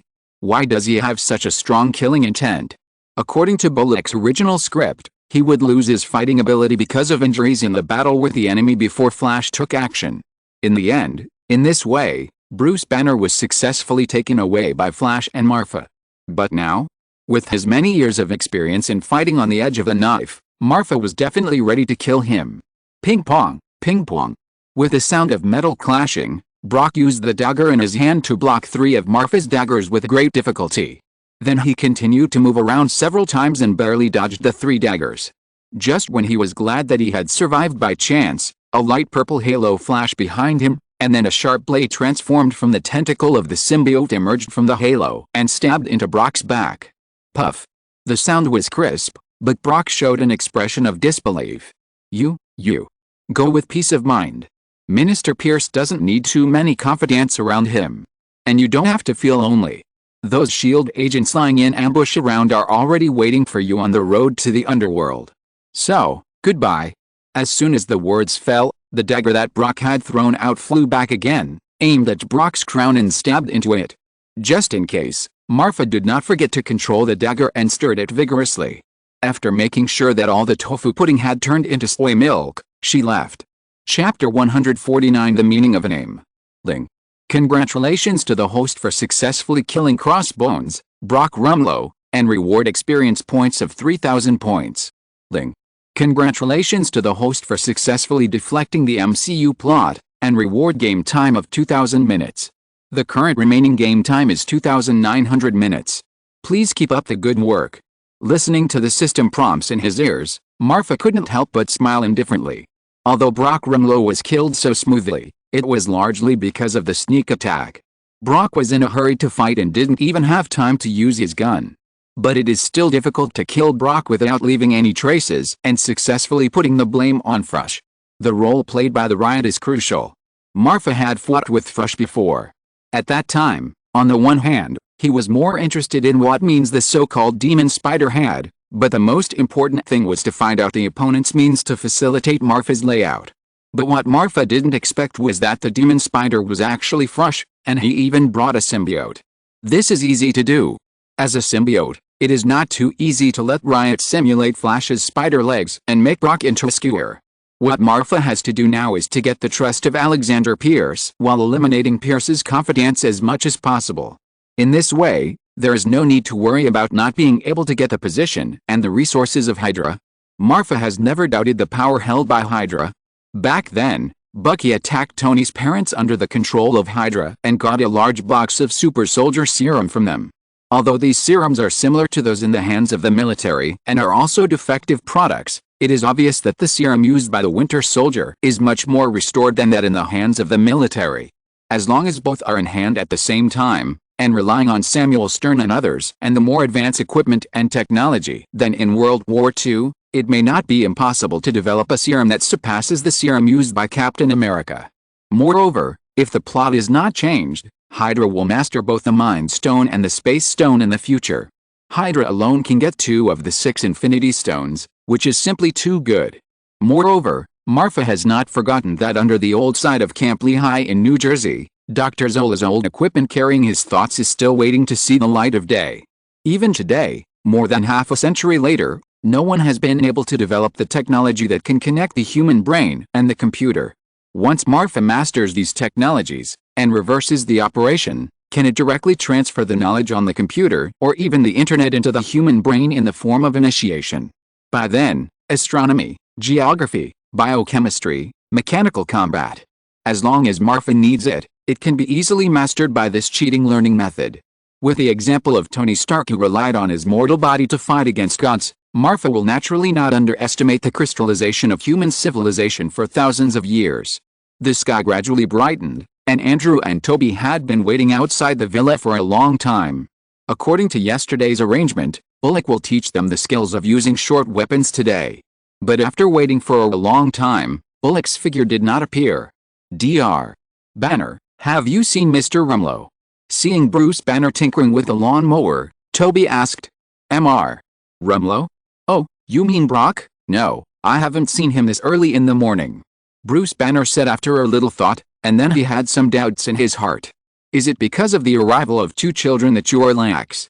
Fortunately, Banner didn't care much about this. Although he couldn't see Betty and his unborn child here, at least it was quite free here except that he couldn't go out casually. Before he found a way to solve the Hulk problem in his body, Banner didn't have a strong desire to leave. Toby, I want to challenge you again. At this time, Andrew said in a deep voice. Hearing this, Toby frowned. Still fighting? Or deliberately lose to him once? Save him from tossing around all day. After making such a decision in his heart, Toby nodded and agreed. Toby, don't take it lightly. Andrew is different from yesterday. I feel the breath of the same kind in him. However, at this moment, Sandstorm in Toby's body spoke. The same kind. Toby was puzzled, and immediately looked at Andrew in front of him with an unbelievable look. Andrew, you. Ha, did you find it? Symbiotes are not your exclusive. Come out, Venom, meet your old friend. As soon as the voice fell, a stream of black mucus instantly gushed out of Andrew's body. In the blink of an eye, Andrew had put on a black spider suit. Is it venom? Seeing that it was venom that appeared in Andrew's body, Sandstorm couldn't help but smile. If it was another symbiote, Sandstorm might still be a little afraid, but if it was venom, it's too simple. After all, Sandstorm had bullied Venom with Riot a lot in the past. In the community of symbiotes, Venom is Toby before he gained his abilities, but anyone, regardless of gender, can bully him at will. Cowardly, timid, and running away at the slightest disagreement have become synonymous with Venom. Some symbiotes even call Venom Venom Runner. Toby, beat him up. I haven't enjoyed the pleasure of bullying Venom for a long time. As soon as the voice fell, Sandstorm turned into a yellow spider suit without waiting for Toby to answer, and attached himself to Toby. Now we can have a fair fight, Toby, come on, let's see who is stronger and weaker. As soon as the voice fell, 8 spider legs instantly grew out from Andrew's back, and each spider leg grew countless poisonous hairs and barbs, which made people shudder at the sight of it. How is it possible? Looking at this extremely familiar scene in front of him, Toby was stunned. Spider legs and barbs? Aren't these the features of the spider monster that Flash turned into? Have you seen Flash? In an instant, Toby's tone became cold. Toby could choose to ignore or even indulge Andrew in anything he did. Only Flash was the shadow that he could not get rid of. What Flash? Did he run away? Don't interrupt me. I will defeat you openly today. Only I am the real successor of the spider's power, Andrew said firmly. Now under the deliberate influence of Venom, Andrew's tone of voice is exactly the same as Flash's. This made Toby feel a strong sense of anger inexplicably. Sandstorm, we will use all our strength this time. No problem, this time I will help you with all my strength. As soon as the voice fell, Toby clasped his palms together and shouted loudly. A large pool of yellow mucus immediately secreted from his feet. Soon, the yellow mucus seeped into the ground. In just a moment, countless soil was brought out by Sandstorm. The soil dried quickly under the control of Sandstorm, first turning into sand and dust, and then turning into a sand giant more than 10 meters high, wrapping Toby in it. The names of the symbiotes are not chosen randomly. Riot is because of his powerful strength and violent personality. Phantom is because he is proficient in illusion and can create illusions. And this Uncle Sandstorm, ho ha ho ha. I can control the sand and dust. After saying that, a fist as big as a water tank hit Andrew. Fuck. What the hell?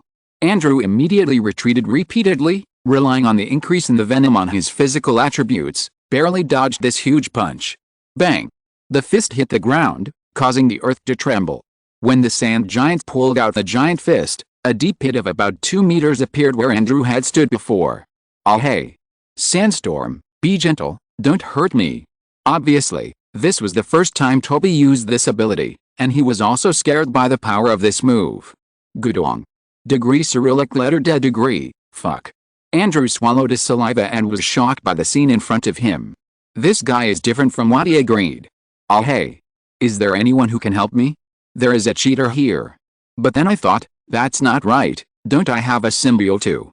Venom, since the name of the symbiote is related to its ability, what is your ability? Spray poison? Or liquefy? Andrew immediately asked anxiously in his heart. Sandstorm is talking nonsense, there is no such thing. I am called Venom just because I am as black as ink and I can wriggle like poisonous water. Venom replied somewhat embarrassedly. Chapter 150, Duel of Spiders, Part 1. Listening to Venom's explanation, Andrew felt that he was about to die. What the hell is this? They're all symbiotes, why don't they have any talents? They're all Spider-Man, why can't they spin silk? Is all this God fooling himself? At this moment, Andrew felt a strong malice coming towards him, a malice from some supreme will. Since you was born, why is lion born? Since you was born, why is lion born? Seeing that the giant fist of the sand giant was about to attack him again, Andrew felt a little desperate and could only block the 8 spider legs in front of him to try to protect himself from too much damage. Bang! The fist of the sand giant hit the spider leg hard, the sound was deafening, and countless sand and dust spread like mist. Sandstorm, didn't I tell you to be careful when you hit it? In case it breaks. Toby said with some complaints. Don't worry, this uncle. However, before Sandstorm finished speaking, he was stunned. When the dust cleared, Andrew stood there unscathed. The 8 spider legs protected him tightly, and he took the attack intact. Impossible, impossible, how could a mere venom take my attack so easily? Sandstorm was extremely shocked. Venom was equally shocked. What kind of monster is this guy? The symbiote devours part of the host's body tissue and inherits its abilities by fusing its genes. This is an instinctive ability of our clan. Compared with other symbiotes with full talent points, Venom is the best in the clan in inheriting part of the host's abilities by fusing. But this guy is actually absorbing some of the genes I devoured from Fresh. Swish. With a series of sounds of piercing the air, Andrew was like a top swordsman in ancient times. He used the spider legs as a sword and easily chopped the sand giant's arm into a pile of sand and dust. Andrew looked at his hands in disbelief. Is this really what I did? So this is my real strength? At this moment, Andrew's eyes sparkled, and a strong confidence that he had never had before surged from his heart like a gusher. Toby, let's end it here today. Andrew pointed at the sand giant in front of him and shouted. As his voice fell, the sand giant also dissipated, and turned into sand all over the ground again, surrounding Toby. Sandstorm, what are you doing? Toby asked in confusion. Toby, I'm afraid we really have to work together this time. If I rely on my strength alone, I may lose miserably. Sandstorm said in a solemn tone that he had never had before. Hearing this, Toby was also shocked. Lose miserably? You know, the last time Sandstorm described himself like this, it was because his opponent was Marfa. In other words, does Andrew now have the same strength as Marfa? Thinking of this, Toby couldn't help but calm down and really face the opponent in front of him. 8 legs piercing bullets. As Andrew finished speaking, countless tiny white mucus shot out from the tips of its 8 spider legs. These mucus quickly solidified in the air and shot towards Toby like countless bullets. He can actually shoot spider silk without a device. Toby was shocked again. Indistinctly, he seemed to see the shadow of flesh in Andrew again. Bang bang bang bang. The sand and dust mixed with the body tissue of the sandstorm turned into a wall of earth blocking Toby at the critical moment. And the mucus bullets that Andrew had shot before were all blocked by this suddenly appeared wall of earth without exception. Good guy, there's something. Andrew Dragon King laughed JPG. Seeing that the moves he had just mastered were resolved by Toby again, Andrew was not only not shocked in his heart, but also showed a very satisfied expression. As if Toby was not worthy of being his opponent if he couldn't even catch this. However, before he could be happy for too long, Toby's counterattack began. The sand and dust in front of Toby moved automatically, turning into huge sand balls, and smashed towards Andrew. With the ability of spider sense to predict danger, Andrew immediately jumped and began to dodge continuously. One sand ball after another bombarded the ground, like a missile washing the ground. In the blink of an eye, countless deep pits were left on the grassland. Swish, swish, swish. Andrew dodged the sand balls while aiming at the gaps between Toby's attacks and continuously fired slime bullets at him. My goodness, Andrew didn't even have a single unnecessary move. Is this what you call a genius? Toby, who was wrapped in the sandstorm, was stunned when he saw Andrew's smooth dodging and attacking movements in front of him. Subconsciously, he put himself in Andrew's shoes. If it were me, I wouldn't be able to do it. Toby couldn't help but feel a little bitter in his heart. It seems that all the fighting skills I learned from Mr. Romanoff are in vain. I am not as good as Andrew, who is self-taught. Thinking of this, Toby could not help but feel a little competitive. At this time, Andrew was also getting a little irritated. This Toby, I really underestimated him. Sand can be used for both defense and attack. I am far inferior to him in long-range attack. Just as Andrew was thinking, he suddenly felt that the sky was much darker. What's going on? Andrew looked up, but was surprised to find that his head was already covered by a huge cloud of sand. As expected of Toby, when did this start? The next second, countless sand bullets poured down like raindrops. Damn it. Andrew wanted to rely on the spider silk to pull himself away from the area covered by the sand cloud, but was shocked to find that his legs had been bound by the sand on the ground without knowing when. Oh no. Andrew was horrified and immediately raised his 8 spider legs to his head. The spider legs kept dancing, like an airtight umbrella, cutting all the sand bullets into pieces and turning them into dust on the ground. Now, Sandstorm, who was not far away, had his eyes flashing and was overjoyed.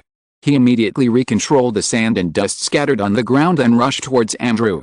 In just a few breaths, Andrew was completely swallowed by the sand. Ho ha ho ha, Venom, I won. Sandstorm laughed loudly. Oh hey, Sandstorm, that's enough, don't kill Andrew. Toby's situation at this time was extremely embarrassing. On the one hand, he wanted to teach Andrew a lesson, especially when he saw the 8 spider legs on Andrew. It seemed as if the scene of being nailed to the ground by Flush in the clubhouse appeared in front of him again. On the other hand, after all, Andrew was also his friend, and Toby was worried that Sandstorm would play too much and accidentally kill Andrew. Don't worry, I will spare his life. Sandstorm's tone was full of the joy of a winner. Immediately, Sandstorm twisted his hands, and the sand wrapped around Andrew began to spin rapidly like a gyroscope. Venom, I will only give you a little skin today, don't worry, I will spare your life. Sandstorm's voice reached the ears of Andrew and Venom through the heavy sand. Damn Sandstorm, you dare to look down on me. Venom roared angrily. Impossible, I have already gained such a powerful force, it is impossible for me to lose to Toby again. No, I absolutely do not want to lose to Toby again. Thinking of this in his heart, Andrew immediately began to struggle frantically. The feeling of sand constantly scratching his body's surface was like sandpaper rubbing against his body, which made him feel very painful, but Andrew's fighting spirit became stronger and stronger. This kid. At this moment, Venom also began to appreciate the kid he parasitized. If it were me, I would probably run away while begging for mercy like before. But Andrew was unwilling to give up. If there was no Flush, maybe it would be good to follow him. Inexplicably, Venom had such a thought in his mind. No, Flush promised to treat me to all kinds of delicacies and see all the scenery on Earth. Besides, that organization is too dangerous. Without me, with his personality, it would be too easy for him to suffer. As long as Venom thought of Flush calling him boss, his heart softened, and the idea of following Andrew was thrown out of his mind at this moment. End of this chapter. Thank you very much for reaching the end. Don't forget to like. Looking for more exclusive content and immediate access? Subscribe to our Patreon. Remember, every like, subscription, or donation encourages us to continue. Thanks to everyone, see you in the next video.